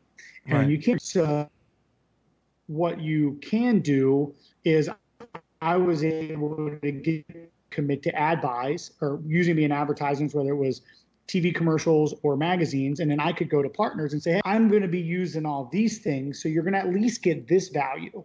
So how do you feel about that? And then I started building that. And then when the time came, I started building those partnerships. Mm-hmm. And then as the evolution of media has happened from TV to obviously YouTube and social and things like that, I've just really adjusted my focus on the things that I could guarantee, right? Creating content. I can go and hire San Andy and so and go do a video and bring them return. They're going to get that. So Formula D is valuable. There's no doubt that it's a great market. It's a great place to be. It's exciting to watch. But just competing on its own cannot command budget, because you don't know if you're going to break your car and be knocked out in the top 32. Right. You know what I mean? You don't know what's going to happen. So you can't guarantee things. So it's a big risk.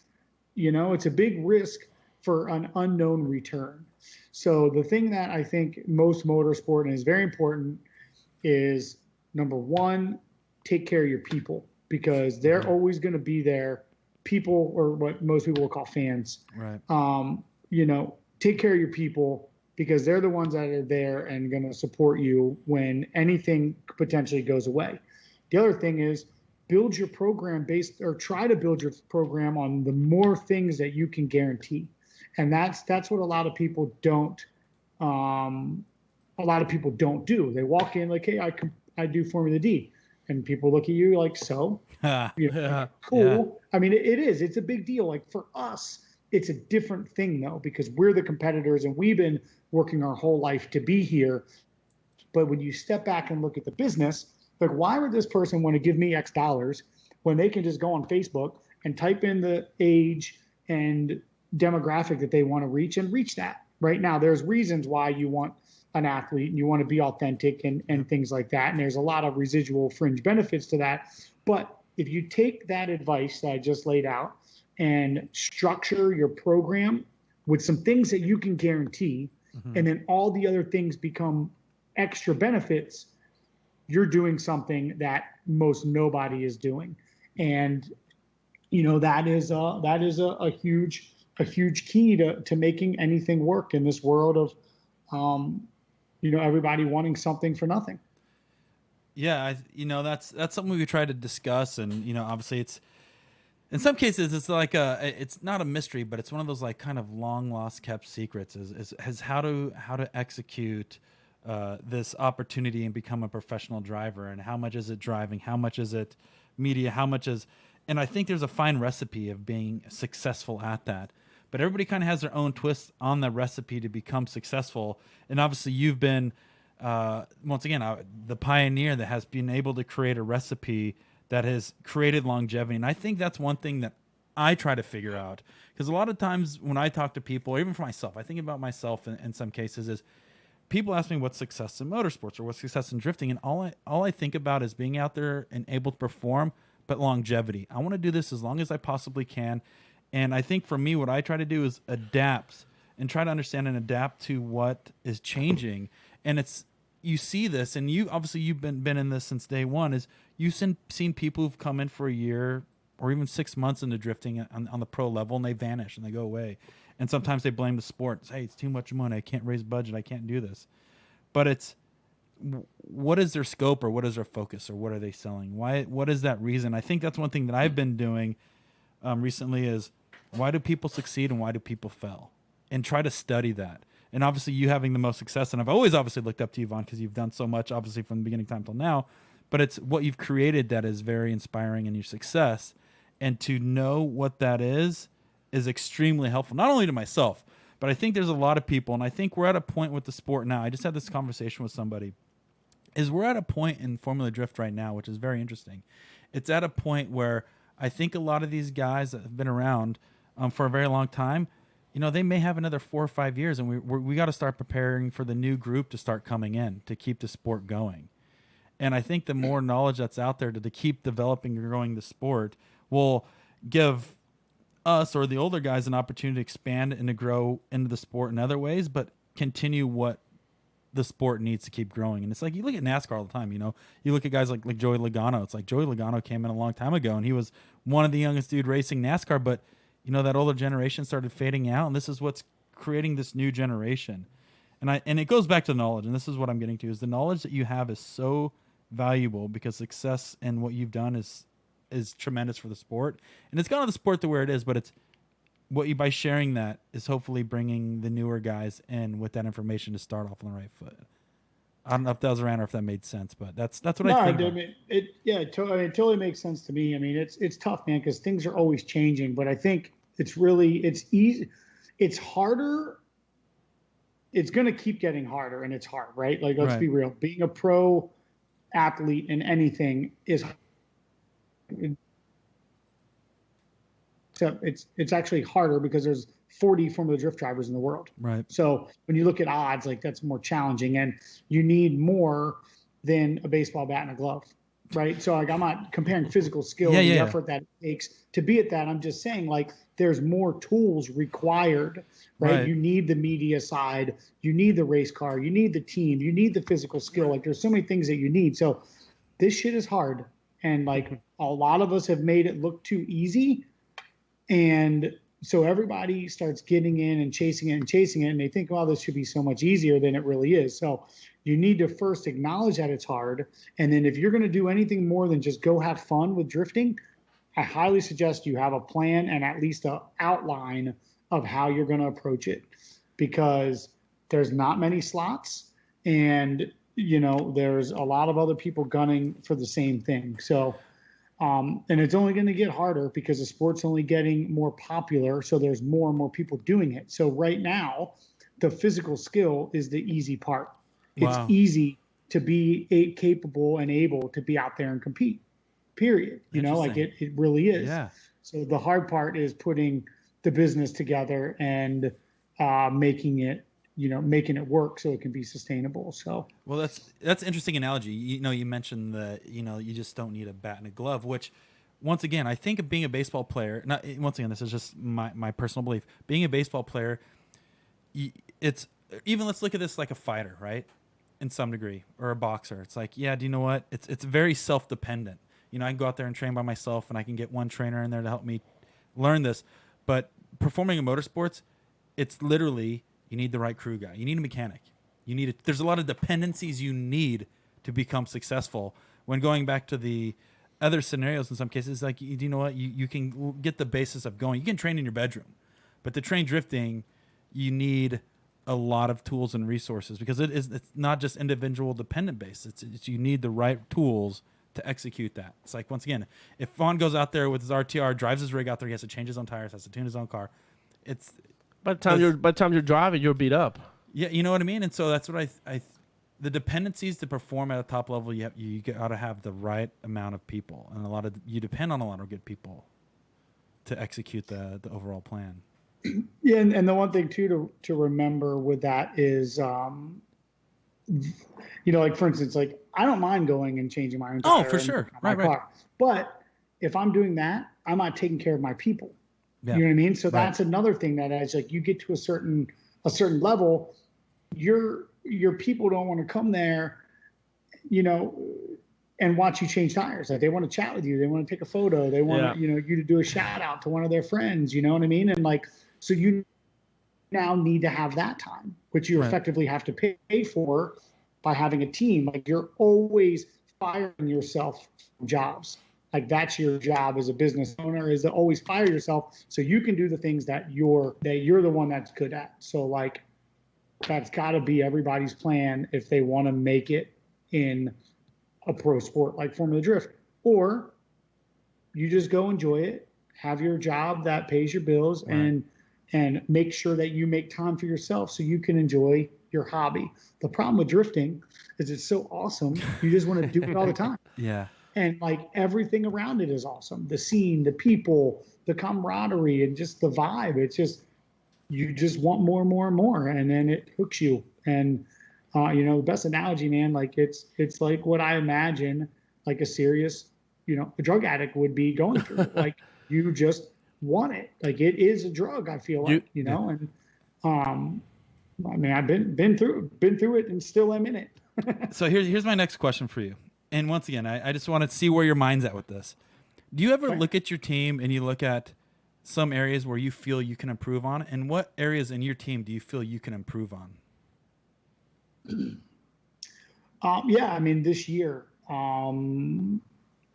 this year I went through that, and it's tough, because you have a group of people that are loyal to you and doing their best. And you find sometimes maybe people aren't in the right position or are maybe not necessarily capable of, they're really good at certain things, but maybe not in the role that maybe you push them to, or they've just kind of inherited because of other things. So for me early this year, like we had we just didn't have clear and concise technical leadership that we needed. We had some bandwidth issues for the person that was doing that, and very clearly, like the other focus that they need to be handling was taking away from their ability to do that. So when you start seeing some issues like that, you need to make changes and make adjustments. And most of the time, these kind of things in a team are mutual, because everyone that works on a race team is passionate. They don't necessarily do it for the money. They want to be there. So, you just have these conversations about these things, and hopefully there's other opportunities for them to shift a little bit and go to other places. But, it is a constant evaluation. Yeah. Constantly seeing what people are doing, how everyone's performing, constantly, I'm not even in Charlotte. My facility is in Charlotte. I live in Maryland. So, just communicating with the guys and making sure things are going as they can.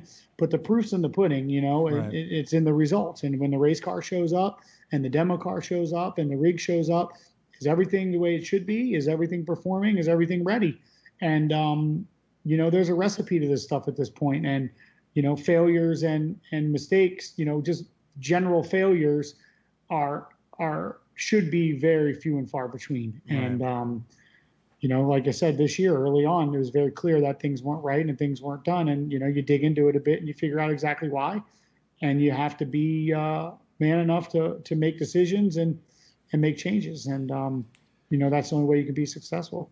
Yeah, and definitely sounds like, too, real quick, just to interject, is that, you have catered for yourself this during race weekend. Of course, you're focused on driving and you're not wrenching on the car like many other people and many other teams might.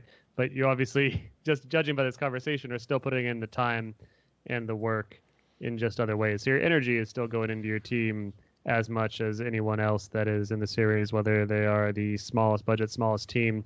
Like, obviously, your energy is still being spent up in this regard. You're just focused on these other higher level things at this point. Well, so you said, there was a bandwidth problem with your issues on the team previously. It's like you just focused on another aspect of the team building right now. So see, before Vaughn interjects, I want to say something real quick on that, because what I'm interested in too, Sam, is at one point when Vaughn was doing all these things, he had to think of, do you know what, my time is spent better here. For me to improve my team, I have to step out of this role and go there.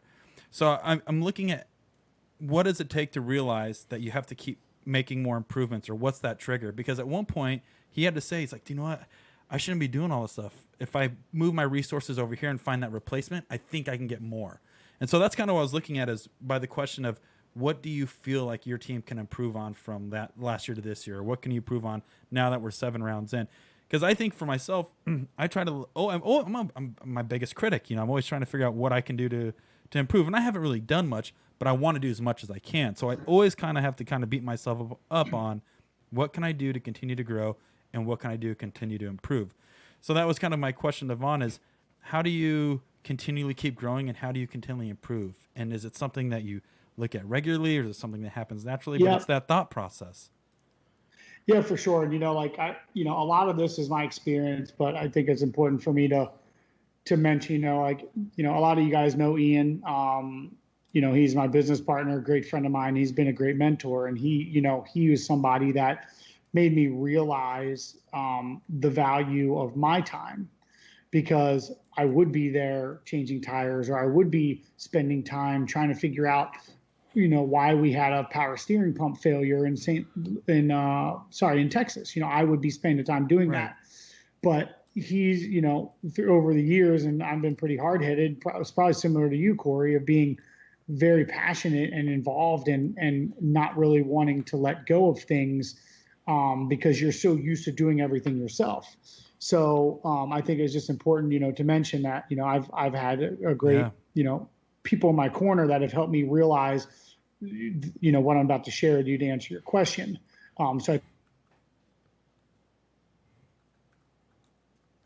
Cut out real quick, Vaughn. The last statement there. I said surround yourself with good people. That's a very, very important thing. You guys, can you hear me? Yeah, we got we you. hear you. Okay. Yeah, and so, I think it's just important for me to mention that, right? And now to answer your question, I think it's a pretty simple mathematical equation, right? And I can understand how you can kind of get lost in it. Right. And but it's a simple mathematical equation of, okay, I have X amount of time, and this is how much time I'm willing to put into this. And, for some of us, it's 80 to 100 hours a week, right? We have no problem doing that. But at some point, that doesn't end up being sustainable. So then you start realizing the value of your time, and then you start saying, okay, well, look, my girl's getting mad, or my wife, or I'm not enjoying this because I'm not doing these other things that I really enjoy doing. So now I'm only willing to work 40 hours a week, whatever the number is, which would be a dream week. But anyway, I'm only willing to work 40 hours a week. Right. So, okay, so how can I achieve the other 40 hours of work that need to be done? So what are the easiest things that you do that not only you can do? What's the easy stuff that you can hire someone to do, or get in, have an intern that they could get great experience for themselves helping you, right? And however you do it, the bottom line is you're always trading time for money.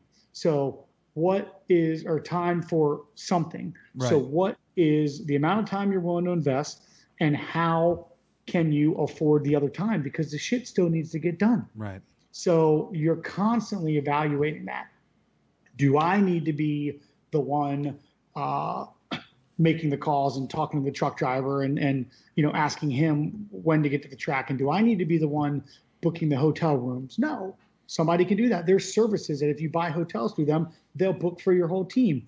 So you just really need to evaluate what are the things you're good at. So I can answer it for you, Corey, right? I can give you the answer. Right. The things that Corey needs to be focused on is talking to his partners, being a creative, doing his media stuff, and driving a car, right? Those are the priorities. Right. But then there's this list of all the other things that you need to be doing. So you just need to start from that list and just start checking them off as you can, right? Going on a diet is pretty high up there too, Devon. Well, it is important. Well, but so I think that, it's just an equation. It's a process, right? And it's way harder than the way I just made it sound. But I believe that knowing like how it's assessed, or at least my experience, how it's assessed, should be valuable to someone, because 5 years ago, I didn't know this. Yeah. And I was working so much, like it was absolutely insane. I still work a ton, but it's just because I'm driven to it. But now, especially having a kid, I've had to evaluate that. and say, okay, you know what? Like, I'm going to become Mr. No at some point. Not Mr. No, but I'm going to start, adjusting the things that I'm Adapting. doing and the things that I'm spending time on, and make sure they're the most important things for my partners, for my team right now, because I have a ton of families and people that I support. And, I need to be making those right decisions. But in order to even have the time to think about the right decisions, it can't be always doing. So, it's a shift in focus. But I think that if you at least have that approach, and if it was me and I was starting all over, I'd be like, look, I know I'm going to kill myself for a few years, but here's the plan, and here's the rough plan, and here's how long I'm willing to kill myself. And if I don't start seeing some improvement of me killing myself by this time, well, then maybe I need to reevaluate if this is going to work out for me. Because the last thing that, I would suggest anyone is to kill themselves, go into debt, and then spend the whole rest of their life getting out of debt because of their drug habit of motorsport. And it's really hard for me to say that, because it didn't matter to me. I maxed out my credit cards. It took me years to pay my credit cards off. And I mean, I did all the things that I'm saying don't do. Right. But I think, I could have been a little bit more patient maybe, and not maxed out the credit cards. But who knows what that would have done at that time. Right. Because it was the first wave. But right now, I think there's the ability to be a little bit more patient, because you're either going to make it work or you're not. You're going to find the secret or you're not, Yeah. And I think right now the train, the FD train or the drift train, the motorsports train is moving. At that time when you got in, it's like, I can't imagine walking into, I don't know, let's say Sears or even Coca-Cola or Monster and be like, hey guys, there's a new sport called drifting and we need some money. And they're like, what is that? Why are we? But Vaughn rolled the dice enough and gambled and that's what the thing is. And it was a calculated gamble, of course. Well, he was at the point, once again, it was if there wasn't much resource in the sport already because it was so young, you have to dig into your own pockets because there's nobody else out digging theirs yet. So when I say he's the pioneer, is he was one of these first wave dudes that were, all right, well, if nobody else is really going to dive in and get this shit going, I'm going to find a way to make my own money or go bankrupt for going debt for 2 years. But that's what it takes to get, the coal on the fire to get the train rolling. And now the train's rolling. And so when he's saying, what my interpretation of him saying, be a little more patient, I think there's some resources still floating around, or more opportunities just purely available, and you got to find a way to capture that opportunity. There is certainly more opportunities than there was back then. I mean, I was working an IT job and going to the junkyard on weekends, buying 300ZX brake calipers and Q45 mass airflow sensors to sell to everyone doing swaps. There's a lot of ways, ways to make money these days. You just have to do it. And before we get too far from it, one thing you told me, I think a little bit over a year ago, circumstances don't really matter, but it was something that stuck with me is don't underestimate and don't be afraid of the power of saying no to something. And that was like what you were saying before, is just that it's okay to say no to certain aspects of this too. Like there's so much power in that. You don't need to say yes to every deal. You don't need to kill yourself on something that might not be in the end the thing that is best for you or best for the program and all that. So focused energy, I think, is important here. Yeah, and part of that too was, from an athlete perspective, is like, make sure you be you. Like when I said you need to take care of your people, like they like you because of you, not be, they like you because you inspire them, or they have fun with you, or you make them laugh, or all of the above. And like the power of no, even when there's a big paycheck sitting there in front of you, like you need to be able to make things, and I'm not saying, make some compromises and making some things work, but like, just always remember to be you and be able to be you. Because you'll always have that. You'll always have control of that, no matter who wakes up one day and decides they don't want to support you anymore. So, and then to Sam's point, the power of no is like,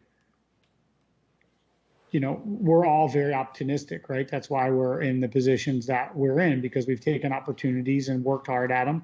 But some opportunities take a lot of time without, because of our personalities, you just take them and I want to do that. I want to do that. Well, then you realize you took some bad opportunities, you on them. And if you just said no, you would be able to focus on the other ones that really mattered. So Yeah, and you might that miss was the something next that big took one me a long too. time. Exactly. Awesome.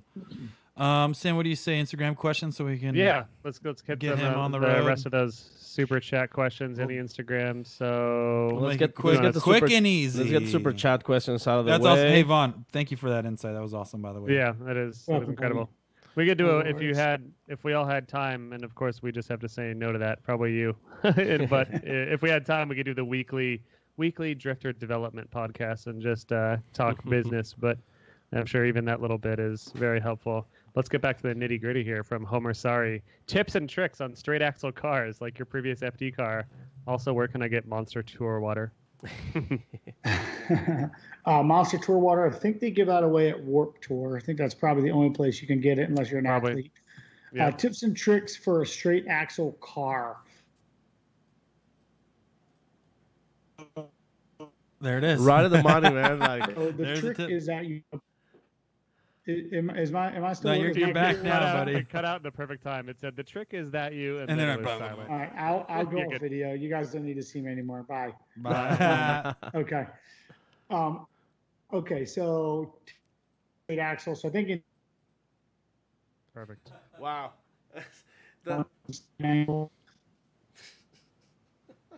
Hello. This stream is killing us. You're back again. Well, let's try one more time. Sorry. Okay. Trick. I think everything that applies to drifting applies to a straight axle car, right? You want some Yeah. steering angle, you want a good balance of suspension, you want the car to be nimble and responsive.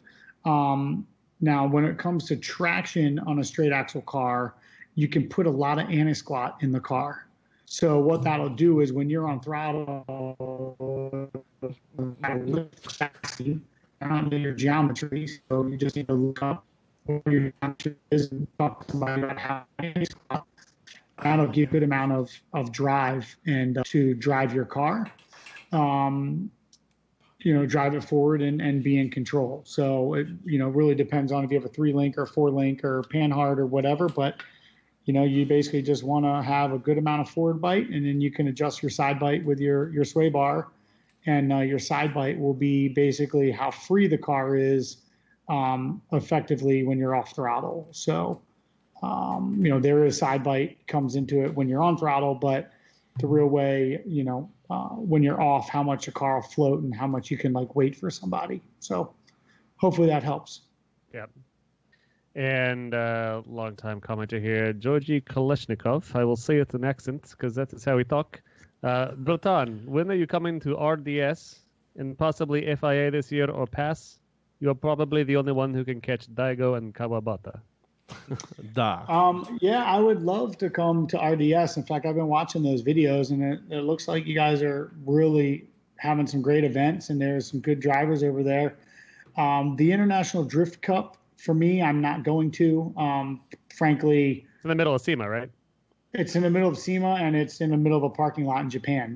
To me, let's do it somewhere real and cool with, allow the top drivers from all over the world to actually be there, and it would be more interested in it. But as of right now, they haven't done anything that interests me in that, so I just stick with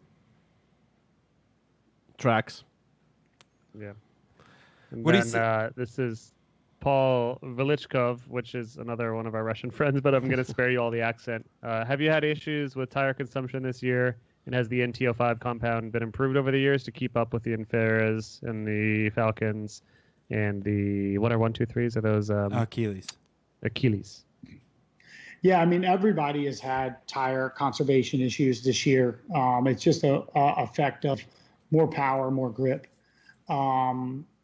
So I think that as of right now in drifting, we came out with our tire. The NT05 that we're running was about 5 years old. And I think all of our other competitors have had 1 or 2 revisions since then. So definitely, I think a big statement to, for Nitto engineering and designing a tire that's been able to be at the top of competition for 5 years, but we've slidden down the totem pole when it comes to tire. And I think that's, one reason why you guys have seen our cars be so aggressive with the setups, is to make that work with the, what's going on. But it's all good. We got some magic in the works. Oh yeah, does that mean that there might be some new Nitto compounds coming out soon here? It just means we have some magic in the works. Hey, All right. you got the juice. All right, you guys live at researching some Instagrams for us? I have one, but it's a popping. 3-part. It's a 3-part It's question. a 3-part question, and I know we're gonna probably ask. I'll ask one, Paco ask one, then we'll wrap it up with Vaughn. Well, there's one from Macho Man Randy Sanchez. Dude, that one's good. Go ahead, That's Paco. good probably a banger. one. You hit it. Vaughn, what is your favorite dinosaur? Oh God, good. very good, very good, very good. Yeah. I have two. Okay. Okay. Okay. Wow. Because I've always wanted to fly, so I'm a fan of the pterodactyl for Okay. sure. Good. All right. But then again, you got to go with the T-Rex. Mhm. Okay. Tiny Yeah. arms, Tiny arms, Yeah. big big teeth, legs. Vaughn is shaped like He a does a lot of- T-Rex. I mean, He does a lot of big squats. legs, and I feel like, he just really liked to party like that. And then that's what I see with the T-Rex. So, that's the party Rex. yep. I have two questions. I actually find this one really funny. All right. That's why I'm asking it. It's from Beat Farmer 89, and the only reason I'm asking this is because I do follow Abby on Instagram, and she posts a lot of the food she makes, and she also shows the food that she feeds your dog, which is like Yeah, get in the kitchen. turkey necks and all this crazy stuff. But the question is this: does your wife ever make you eat healthy stuff that you think is just gross? It's that's pretty funny. It's interesting. Maybe 2 years ago, I would say yes, but I've been eating pretty healthy for a few years now, and how my taste buds have shifted. Things that I thought were gross, back then, are actually really good now.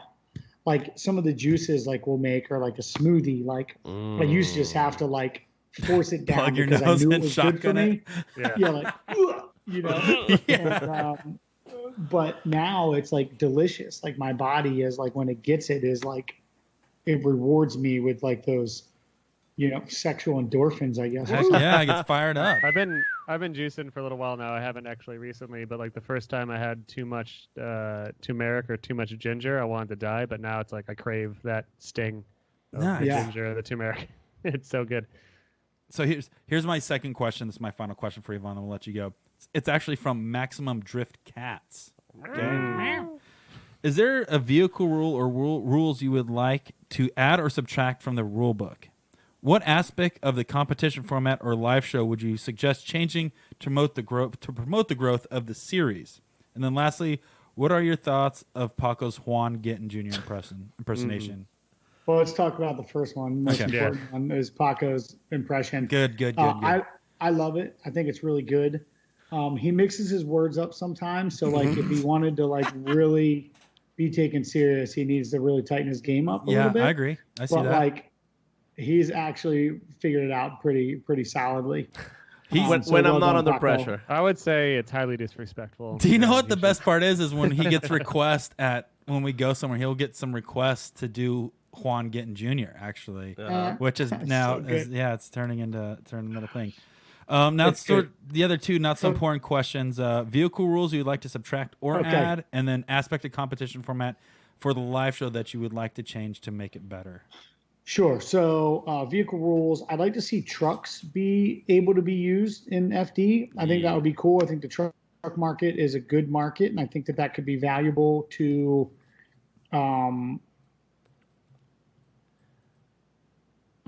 see. So I No. think that could be a cool thing. Yep. Yeah.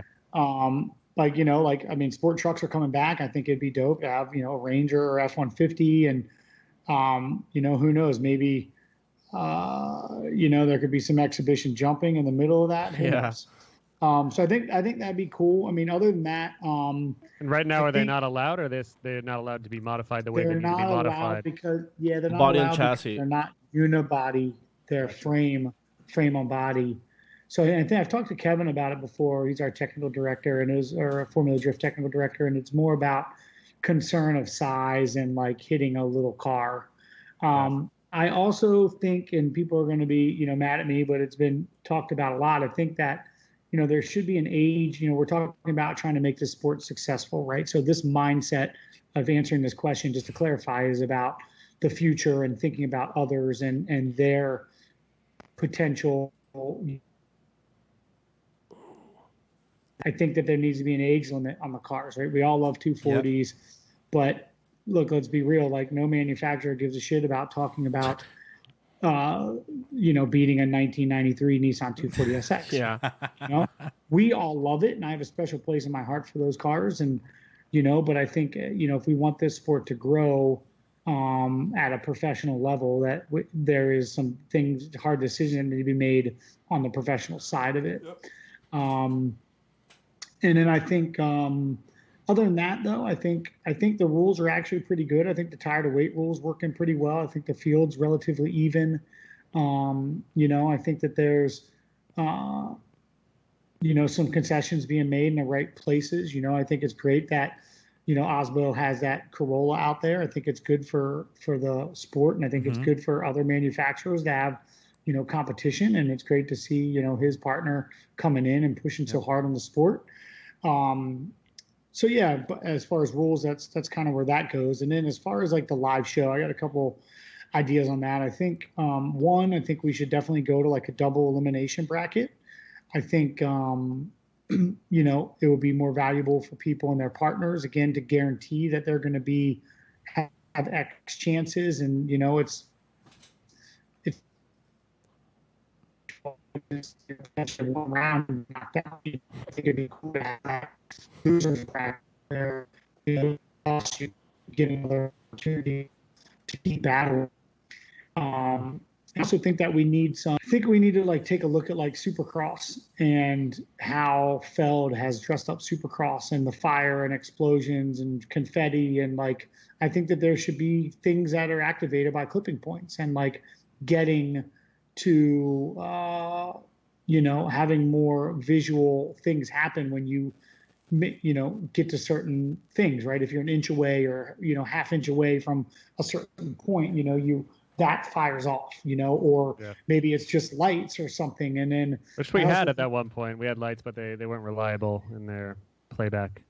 Right, but the technology is getting so much better now. Oh yeah. Look at drift shifters and what Mad Mike has done. You get to see a lot of. I just got my wife a new Explorer, and it's got proximity sensors like all across the bumper, like 10 of them on each bumper. Like, why can't we have that? Yeah, I think it's time to look at that. And it's funny that you mention these things because I know you don't have time to listen to the show very often, but the biggest things we always mention on the show are get new cars and let's make the live show more like monster trucks.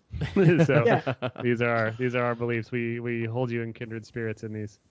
Yeah, and I think that those kind of things are going to be exciting. I think we need to have a little bit more connectivity to the fans in the stands. Like, I'd love to have live stream cameras all over my car, where you could, if you want to be in my car during that run, you can pop your phone on and sit in my passenger seat or in my helmet view or whatever. Like, I think that there's more of those things that need to go on, because I believe that is the future of motorsport. I think watching motorsport in just a 2D world from one perspective is about to be with the dinosaurs. So yeah, we really need the bandwidth, for lack of a better term, just like we need more bandwidth from your internet, Vaughn. But if we had the bandwidth at the events to do helmet cam on every car, like that is the future of racing. Well, we just need a local. That would... All we need is a local network for that, though, right? Yeah. So we just need somebody to show up with a local wireless network that can do a couple gigs and bing bang boom. So, but if there was if there was the Formula Drift RTR VR goggles that you could buy, each person could buy at an affordable rate-ish, and then you hooked up to the VR stream, and then you could switch back and forth between lead and chase driver with a click of a button during every battle and see full 360 VR. That 100%. Would be cool. Awesome. Son, it's definitely on my list. I just have to get time for it. And strong arm the drift dads enough to get it right. Yep. Yeah, well, I think Formula D would actually be really open to it, but again, it's like the resources to do it, And Yeah. Right. I think eventually the teams are going to have to show up with their own networks and, engage their people to get on their network. And I don't think it's really that challenging. I think, in fact, that there could be now think about it further. There could be someone shows up with an infrastructure, and everyone pops off the wireless. I mean, New York City can, everyone can have 4G in downtown New York City, servicing 1 million people. Why can't we service 10,000 people? Yep. So I mean, I agree from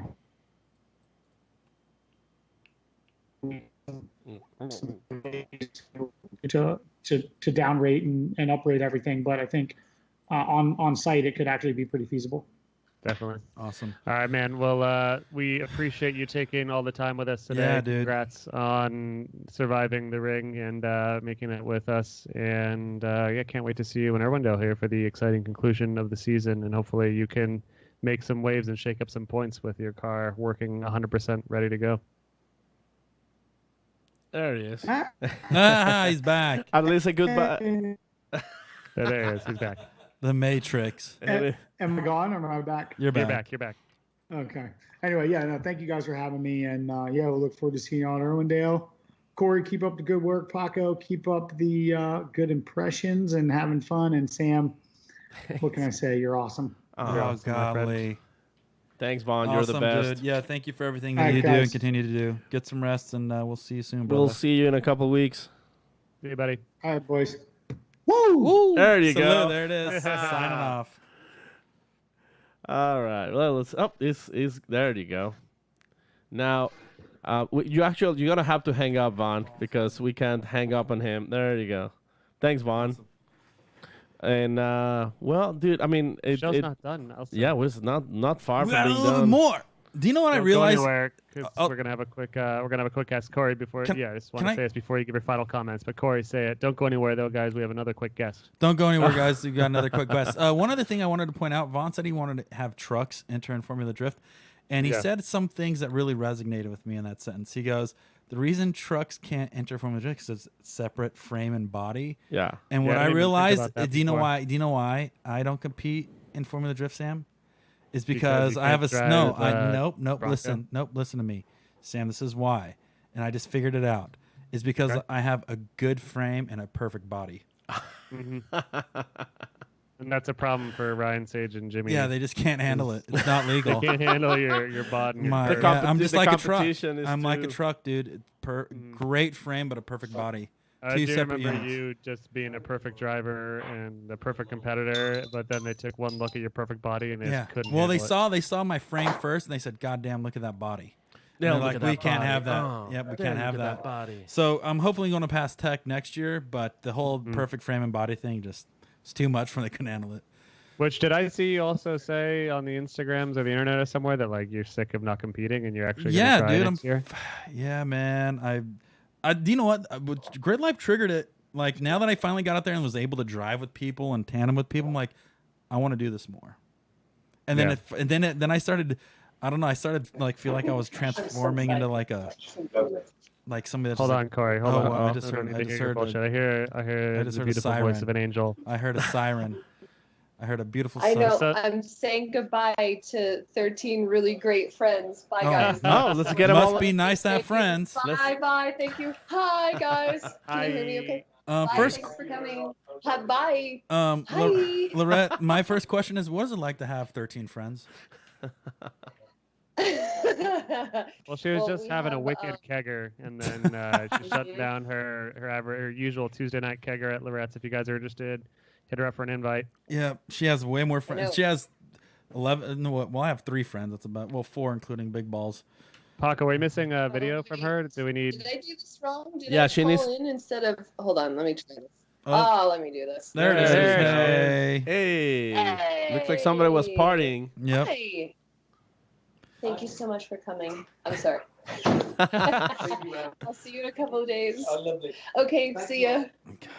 Man, I wish I could party. I wish I could party at Lorette's. Yeah. Well, one I day. know. One day. Hey, I keep inviting you guys, and I don't know why you keep saying sure. Do you want to sure, know no why, problem," Lorette? and I'm going to then tell you right now, commitment Lorette. Hold on. whatsoever. Loretta, let me tell you why, all right? I don't want to tell you this, but I'm going to tell you. Paco's afraid of girls. Oh, I'm not afraid. I'm nervous. you can't. Oh, he's though. Paco They're mean. Oh, that's what it is. Paco gets nervous around girls. Sorry to break No, it to you. not all girls. I get nervous around Loretta. Yes, I But Paco. also- In particular. She's Lorette, so professional. We already decided that I will absolutely come once your wine grapes are ready, so that way I can come and help barefoot stomp some grapes in. Oh boy, that'd be awesome. Yeah, but also- you guys, that's like 2 years. All right, see you in 2 years. No, Yeah. Whatever. we're gonna come out sooner. It's just that, Mhm. yeah, we always see you at FD, and then Paco gets really scared because anytime he gets let outdoors, he gets excited. He chases cars. He sees a girl. He pees. Me myself. You have to bring him back But inside. he did Paco did so well in Texas. He didn't pee in Texas. Well, You they know. did We not- were in. Plus, we were on the world's biggest TV, so that was awesome. Everyone said that. How did Sam? Why is Sam so much better looking and better talking and better at everything than he usually is? It was a good joke. A good joke, everyone. It's funny because it wasn't me. It was Lorette. you Nah, fools. You gotcha. were missed. You were Wait. missed. Did awesome, and we are talking to you today at the end of a Vaughn conversation here because we wanted to talk about some exciting stuff. There is Yahoo! Yahoo. Yahoo? Yahoo is like Or as- that is Google or now. or as Vaughn would say, "Woo!" Is that it? Woo! Did we do it? Yeah. You. It was smart of you to lean Sorry. back, Sam. Yeah, I Yeah. tried to not peek on the mic, but yeah, what is going on, and why do we have the pleasure of talking to you today, Lorette? Well, thank you so much for having me. I love talking to you guys. But this is so much fun. I know that everyone has. Oh, shoot, Sam! I just put mine down. I put my glass of wine down. Dang. So, FD and I have partnered this year to raise some funds and raise some awareness. And as many of you fans now know, I'm a cancer survivor. And so I was diagnosed with ovarian cancer in 2013. I came into Formula Drift in 2015 after I had ended all my chemo and radiation treatments. And Jim Lau was kind enough to sit down with me and ask me about my story and talk to me about it and asked if I wanted to be involved and somehow raise funds for the City of Hope. And I said, I'm all in. So Hoonigan produced this really incredible, raw, emotional video where I was able to tell a little bit about my story. And so now we have drivers and non-drivers who are offering up these amazing experiences that people can bid on and walk away with these once-in-a-lifetime opportunities that you can't get anywhere else. So this is really, really exciting. And the auction is now live, and it's Formula Drift's eBay page. So, Which is actually on the screen right here as we're talking. If you are watching or if you're listening, it's HTTP. Sometimes it's an S, and then I think Slash, it's a slash. colon backslash ebay.com / it just left the screen. US. What is it? USR. No. Slash We're- yes we're pulling USR it. ebay.com It is slash USR. USR No, slash yes. Formula Drift. So ebay.com /USR / Formula Drift, and you're going to bid on these items that people have donated, and it's everything from car parts to experiences to I think Paco's donating some of his body hair. Yeah. If you Yeah. want to make I to have make a tons of Paco that. weirdos. mustache. You can make a Yeah, like I a didn't- nice I said- crochet. Yep. How do you say I that said it was a crochet? terrible idea. I said No, it was a but terrible you idea, guys are putting something up for auction as well, which I think is really amazing. And so, Paco, do Yeah. you want are to tell gonna him what it is, be- Paco? Hold on, you got to sell like. All right. All right. Hey guys. Hey guys, this is a Maximum Driftcast guest appearance package. You can become a Maximum Driftcast host for a day. Here's your chance to join Corey, Sam, and Paco and become a Maximum Driftcast host for one day and have your favorite driver as a guest. depending on driver's availability.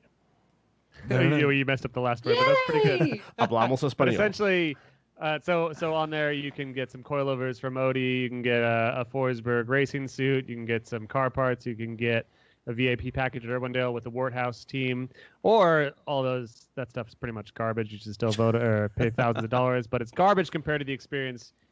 I shouldn't even trash talk this. It feels bad already. Don't, Sam. No, it's we're giving away, not giving away. You can bid on this, and it's all going to charity. We don't see a dime of this. No one sees a dime of this except for the City of Hope, which is awesome.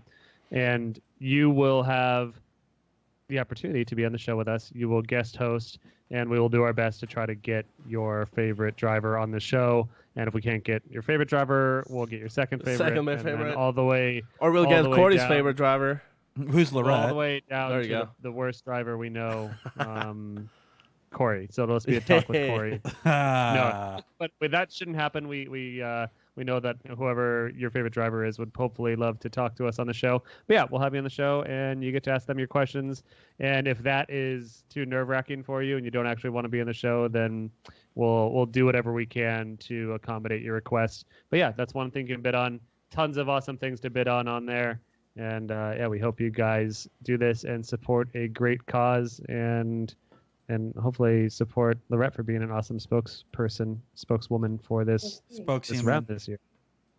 Spokeswoman. Thanks. Yeah, there's spokeswoman, woman. Yep. Well, so part of the Odie prize pack too is not only you get the coilovers, but you get a one-on-one with Odie. So I think that's really incredible. What? Yeah. Did you tell me to stop? In the shower. No, you get one-on-one with Odie bathing. A one-on-one Odie massage / spa package. Odie will take care of you. You might have to talk to Amy about that. I don't know if she's gonna give permission, but yeah. So she's coordinating it, Chris so that's all Forsberg good. has donated a ton of really amazing things, awesome. like his custom-made white suit. Yeah, that white suit from Orlando. Get the 300 bones. That's Yeah. It's a victory. With It's his- a victory. With his win. Yeah, he won in that suit. His Yeah. victory suit. Yeah, he won in that. Those covered in And then gold there's stamp. totally. Yeah. Yeah. Couple of T-shirts from Forsberg, like team T-shirts that haven't been released. Christoph's Blues, he has a team shirt. Castro, he has the Broken Wheel from Road Atlanta. Which is awesome. And then there's Ride Along with Ryan Turk at Irwindale. So Ooh. that's going to be incredible. So But if also you've never risky been on a 'cause ride along, Ryan Turk's things. Oh. So, but I mean, that Oh. honestly adds to the drama, because I would pay for that chance to be smashed into their window wall by Ryan Turk, and I kid, because that wouldn't happen. and you Because can. he's going to be Yep. driving very carefully with a passenger in the car, but it's called excitement. No, he kid. won't, Sam. He's going to I'm go just all raising out. some excitement. He's He's a going all out. pro. He might crash. I don't know. He won't crash, but maybe he will. won't crash. But No, maybe he you won't. want to crash. Well, with that's Turk. part. Maybe you wanna that's get part of the Turk. experience, like the Sam, you're Turk ruining it. experience. I know. Well, Ruin everything. there- good. There's Yeah, another. this is why we can't have nice things. You can't even help yourself. There's another item Sam right didn't even here. help Very, himself. very special item right here in the list. What's that? And this one's from Loretta Nicole. You Oh. want me This to is give the you first the? time we've been on frame together, by the way. Yeah. Do you want me, Hey, oh, there can you go. Hi. Can you read it in my voice, Paco? Can Okay. you? Hi. I try to do Can Loretta. you? Let's yeah, see. Up Can you the try? Pandora's box. Do you want the Formula Drift live broadcast and wonder what it was like to be in the middle of the action and interview Terrible. the drivers? Now is your opportunity to get behind this. Stop. This is embarrassing for Just everyone. come on. Okay, Loretta. so I'm just gonna go back to my regular voice. Sorry, Loretta. Now is your opportunity to get behind the scenes and bid on the very unique opportunity to become FD's guest reporter during the 2018 qualifying session at Irwindale, October the 12th. My birthday. Hey, happy birthday. Yay! On Fuck, you should Friday, bid on it. Oh, your birthday's on Friday.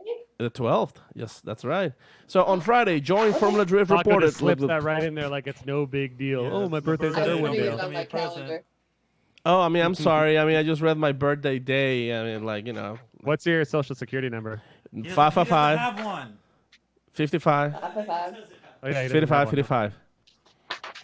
So, So, Lorette, what is Tell this? us about it, Lorette. I can get used to Okay. sitting over here.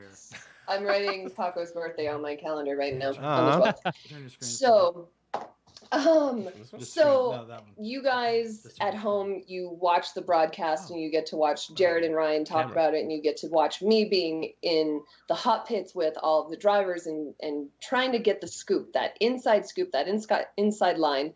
So you too. So if you ever wanted the opportunity to be Formula Drift's reporter, you can bid on that opportunity. Corey So wants it's just going to be, When is? I was it's just going on to say, Friday during Lorette, qualifying. this is a perfect opportunity for any enthusiast to get right next to their favorite sweaty driver. Yeah. That's You it. don't get any closer than that. For I'll just say sure. that. I literally touched every one of those drivers. And he also won't you get can any right next closer, and it was to- quite the experience. Get right next to Sweaty Loretta because she is definitely Sweaty gonna be Loretti sweating in spaghetti. the 2,000-degree hot pits area. So if you Here's if the other you're trying thing. to get Do you know sweat what? on Here's it- the other thing. This is the other perfect person that'd buy that. If you want to learn Okay. how to conduct interviews and see what goes on behind the scenes, if this was something that you are purely interested in, I don't think you get any better experience than this. So if you have any type of passion for interviewing or a live reporter, you won't get anything better than this. That's the Yeah, I perfect was gonna person for say, it. Right. If you want to be a dickhead, you should bid on ours. If you want to be an actual reporter, bid on Loretta, because or maybe both. But And so- maybe you could. Maybe if you're a Yeah, high maybe roller, you can do both. one of each. So, Yeah, absolutely. So I'm going to be with this person that wins this package. So, but I'm going to step out of the camera. So basically, I'm going to act as your producer. And so you and I and our camera guy will go run around the hot pits, and we will go find every driver that you want to go talk to during qualifying. And you can ask them, how's your car? How are you? Are you thinking about the championship? Are you stressed? Whatever, Would you rather whatever fight type of question. 35 Pat Gooden-sized ducks, Yes. or wait, no, If that's our show. someone slipped that in, I would be so happy. Yes. So that's going to be on qualifying. So my really amazing broadcast team is going to package that together and then edit it, and it's going to play on the Saturday broadcast. So you will be seen by the hundreds of thousands of Drift fans. So if you have any thought that you've ever wanted to be a reporter, if you just want to try it, bid on this experience, and we will make sure that you are just totally kicking butt at this. Yeah, and that would be. I'm just gonna bid on that. I'm gonna win that. Fuck all y'all. There's a lot of You see? items. It'd be so fun. I would just stare at the camera and mouth breathe the whole time. Like, all right, Sam, what do you have any questions for June Mang over here? I would just be like, If that's what you want to do, and make you have make you paid cut away for from it, me. That's Yeah, all right, fair yeah, enough. that's fine. Some other But, awesome things on here real quick is Larry Chen is doing you get a seat in one of his Canon live learning workshops. Chelsea DeNofa's Drift School, tour of the Hoonigan Garage. There's so many sweet things being auctioned here. So if you guys want to be a part of a good cause and get an awesome experience or some sweet car memorabilia or parts or whatever, this is definitely a good chance to get in on all that good stuff. Yeah, sweet, Yeah. sweet memories. Basically, what that is all about. Yeah, So it is. Sweet. Oh, and sweet. So there's also a time limit on the items. So Oh yeah, how I long do would you have? highly recommend that you get on there very quickly and see, because some of these items do close earlier than others. So it's open right now. ebay.com/USR/Formula Drift. Is that what it Yep, was? that's it, Sam. And yeah, so some and quickly get on there the second you hear this. Bid on something if that is something you want to be a part of. And even if you want to just donate, I imagine you can do that as well, right? Yep. So, yep, So that's, yuppers. There'll be What, more. There'll be more items that are not listed yet that are about to get posted during the week. That just worth yeah, I mentioning. don't think. Are we on there yet? No, not yet. I think we should be. We go up there tomorrow at 12. There you go. Okay, so when Yeah. the show is probably pretty much hitting the iTunes, check that out. And I'd say, I mean, I would value a spot on the show at about $100,000. Easy. A spot next to Loretta on the pit. The pit's probably 250, 250,000. Oh, 250K. Yep, I saw that. Yeah, Yep. 250K. Gotcha. Obviously, that's $250,000. That is. That's experience, I would say. yeah. And for eBay to facilitate that, Yeah. it's So, I mean, priceless. Gonna be these are so much bids. fun. These are bids. They may not reach that high, but that's the MSRP. That's the value Easy, of easy, these easy. experiences. So Even if you walk away from these with like $1,000 to $3,000 donated, that's that's a smoking deal. pennies on the dollar. That's a a smoking smoking deal. Also, Yes, one thing and that all Paco, proceeds go to City of Hope, and so it's a cancer research center, and we're just trying to help people in their fight. We just want to make sure that they don't feel alone, and that they can keep kicking butt during some of the toughest points in their life. So speaking of good causes, I think just a new one just got uploaded right now. It looks like B. Paco's first kiss. Oh my God! How much is Sam? Can you put a value on that? with a human being? Yeah, Sam, can you put a value on that real quick? Put a price. A Yeah, value? what would you value that at? Priceless. Yeah. $1 million. So if you want to make Paco happy, you can be his first kiss. I can And, make the winner happy too. You know, it goes both ways. What? Just in, Sam, reporting just in. It's an Australian kiss. Ooh, Oh is boy. that the down under Yeah. sky? We Okay. gotta cut this off. Yeah. It's worse. Okay, we got End of the day, five. all seriousness, I'll go- $5 I'll for go the pick kiss. a side. We got This six. is, Give me six. $7. $7 for the kiss. Hey, sold for $8. That's Sold it. to the midget in the back for $6. There you go. Boom. $8, that's a deal. Woo. Yep. All goofing aside, as Loretta said, Hey. This is at the end of the day for a good cause. It's So all for a good value it- cause. Value it what you will, and hopefully you guys, donate this money and Be good get some people. cool stuff and donate to an awesome cause. Yep. So without further ado, Loretta, how are you? I'm so good. Yeah, Sam. I'm awesome. She just had Things are 13 awesome. friends at her house.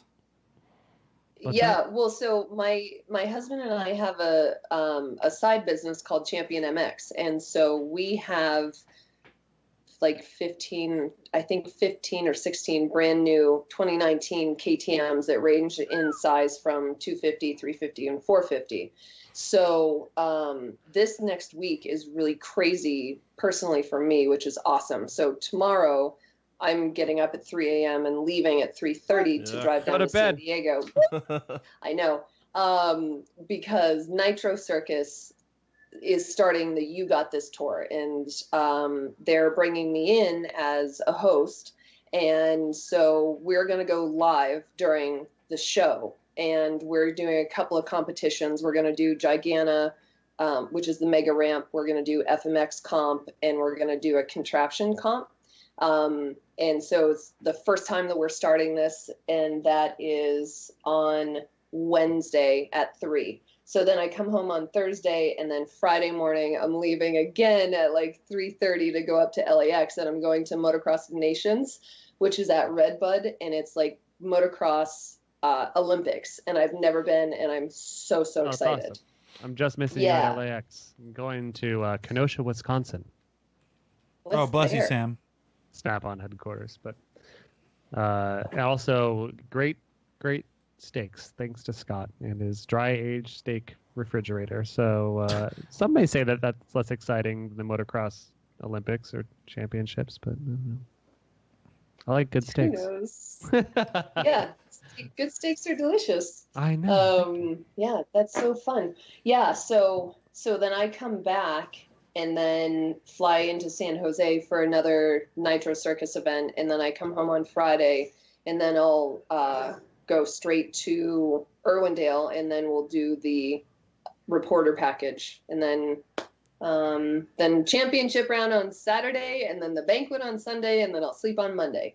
I think. Yay. No, I'm going down to San Diego on Monday, but all But great Irwindale- things. Like, super Irwindale's- productive and really happy.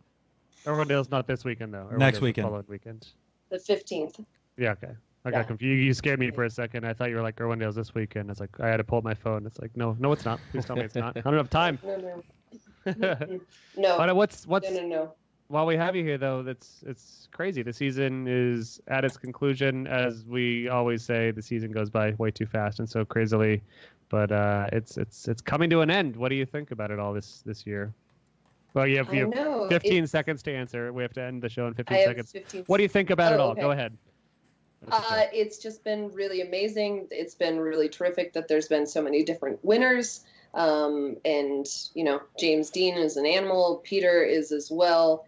And I'm just really excited that we don't know exactly who's going to be the champion going into Irwindale. We have a pretty good idea, but it's not clinched yet, which I think is really great. At Irwindale. Totally. And yes, I think that head-to-head, Peter's been out driving Dean. Granted, Dean's car has been breaking, but I mean, it's still.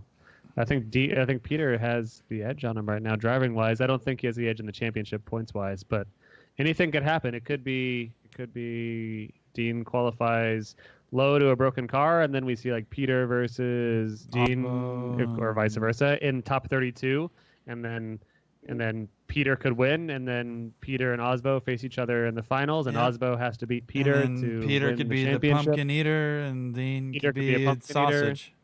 We've seen. I mean, everything can happen. Irwindale is probably the most unpredictable round. Anything could happen. It could be shutting down for 7 years and stay open again. You just never know. It's a bag of surprises. It's full of surprises. I know. Why weren't you at Jared's birthday, Loretta? We thought that you liked Jared. I love Jared. My step kiddos were leaving, so I had to bring them to the airport. You're such a shit, Sam. No. So my step kiddos were leaving. Like, I was trying to get there. I was planning on getting there, but my step kids were leaving early the next morning. And then I'm picking up these, 13 English riders and bringing them back and trying to barbecue and cook for 14 people. And then I just told you I'm leaving at 3 a.m. tomorrow and gone and then back. Yeah, Sam. So, get with the program, Sam. Stop whatever, being so needy. Kick rocks, Sam. Yeah, pound it, Sam. Kick You rocks. little dirt ball. And also, Pro 2 Championship is there as well, which I'm really excited about. And we are just talking to Travis Reeder, and it's still super close between him and Dylan, and it could still be. There's so many things that could happen. It's going to be a very exciting weekend at Irwindale. Yeah, and what I've learned from Irwindale is that people just feel like they have nothing to lose at that point because they have such a long summer break. That's not a summer break, but they have such a long break. Right, yeah, and there's so much on the line for all of these guys. There's sponsorship, of course, there's championship, but I just feel like a lot of times the drivers go in and they're like, you know what, this is the last round. I'm not going to put any pressure on myself. I'm just going to just do it, just pin it. So you're gonna send it. You're still going to send it, Well. Do you want to help us wrap up the show, Loretta? I would love to. What can I do? We sing. Most importantly, we do sing. But We first, sing a we lot. thank the sponsors and remind you one last time: the Formula Drift, City of Hope, charity auction, eBay.com/USR/Formula Drift. Get on it, bid excessive amounts of your hard-earned money on these cool experiences and items. And then Paco and Corey, help me out here. We got Nexen Tire. Go ahead. Paco, hit it. Okay.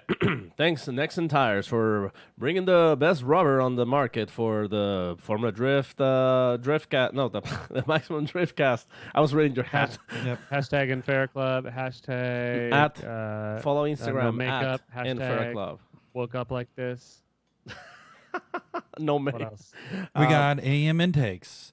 If you want your car to suck more air than it's ever had before, Want to be the champion? you get AM intakes. That's how you get your car to suck the horsepower out of the air. Yep, and you're just It's making science. ponies, baby. It's science. Hashtag proven power. Hashtag. And then you got, you know suck what? on this. When you have a good Hashtag. sucker valve underneath the hood, you got to get some wheels. Because the And wheels is how you put the tires, the next Rubber tires to the in the floor. car. Yep. If you And- want to get some good grip, you got to get good wheels and good tires. So we put Motegi Racing on everything. Hey. We put it on the Buick Riata. We put it on the Eldorado. We put it on the Boss 14. We Put the put it on shit the on LS 400. everything. We put Motegis on everything. Straight up. You should join the club and put Motegis and Nexons Hashtag- on everything.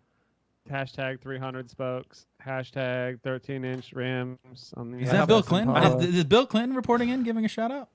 Hashtag Bill Clinton. There it is. See, thanks, Bill, for tuning in. Thanks, Bill. I have a hashtag actually. What? Yeah. Motegi or no Tegi. Oh, Boom. Very in your good, face, Paco. Paco. How long have you been thinking of that Banger. one That's gonna be $350 for Oh, the consultant. consultant Awesome. fee. So for? All right, Loretta, does We anybody should, want to thank? and the we- that's patrons. always- Patreon's always Patreons. Patreons. Yes. You guys are killing it.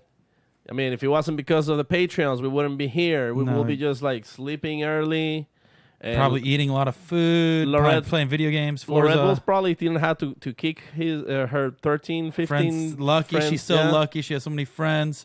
Paco has me, Brian, and Sam. Sometimes Sam's not our friend because he gets mad all the time. Yeah. But I Loretta has just thought of 13. 2 new good auctions that we should have. Okay, what? One should Okay, go. be, one of the City of Hope auctions should be to upgrade Vaughn's internet, Yeah, okay, there's one. so Good. that way it doesn't cut out anymore. Yep. And 2 should be to fund the build of Paco's Buick into the Loretta. Okay. Okay. I like that. That's not bad, Sam. The Loretta. Oh, so Lorette has her Loretta. own? Yeah, it's a Riata, but it's a Loretta. Oh. And it would be a Lorette themed Buick Riata. Oh, it's beautiful. Yep. Nice. Done. Red Done. red interiors and Well, wait, but wouldn't I have a Lorette? Lorette? Oh. That's good too, actually. wow. Paco has Yeah, one of those too. like a Paco only buys Lorette. vehicles that could be changed to Lorette names. And then if you don't get that, you can get the Sam van. So The Sambat, no, the Lorvette and the Lorettiata. Lorvette. and- The Lorvette. That's actually That, good. it's done deal. All right, we need to send it out before we make any more right. bad puns. Yeah, right, I'll have to talk to Dirk. See Yeah, if Dirk can help me out. and Matt. Yeah, Lorette, clearly. before we Shut go it down. before Thanks we to say Vaughn. yeah, no, Thanks, but Lorette. okay, but before we And go, Paco. real quick, we're gonna do a giveaway. AM intake with some Driftcast swag. Okay. Lorette, give me a number between 1 and 78. 24. 24. And we have winner Eric Hako. Eric Hako. Eric Yeah, Haku yeah. wins. Congratulations, Eric Haku at Congratulations, Patreon. Eric. Thanks so much for being a Eric- Patreon. Eric, you're very lucky because if we had any of the FD drivers, you know they would have picked 69. Yeah, or And Lorette is 420. the only one with Lorette's the only one with a little bit of class, and she chose not to. Sorry, number 69. Yep. Ah, sad. All right, boys and well- girls, thank you for tuning in. Lorette, thank you for joining us, filling us in. Let's go out with a Guys are song. the Oh, we're gonna go best. with a song. Is she Yep. gonna join in with us? Okay, who wants to start it? Paco, Lorette. Paco, you sing, and we'll follow your lead. Yep. What was your favorite karaoke song, Lorette? All the single ladies, Paco. Oh my God, she's gonna I make don't, me do I don't it. even know how to do it. I don't even know the lyrics. So go ahead, we'll just follow Alright. it. Okay, I know Are we how. gonna do? it goes. I know how. Are we gonna do a Ready? cappella version, like Let's get a classical? Let's get the credits ready because I don't think how long I can do this thing. All right, I know how. It goes. go Let ahead, me start it. Sam. Start it. I'll join in. Oh, Sam starts. All Yep. right. All the single ladies. Single ladies. All the single ladies. Single ladies. Put Single your hands up. Single ladies. You gotta put Put your those hands up. And Put those little the baby ring. hands up. Put the ring. They're all the on it. single ladies. Put your little hands up. Good The night. end.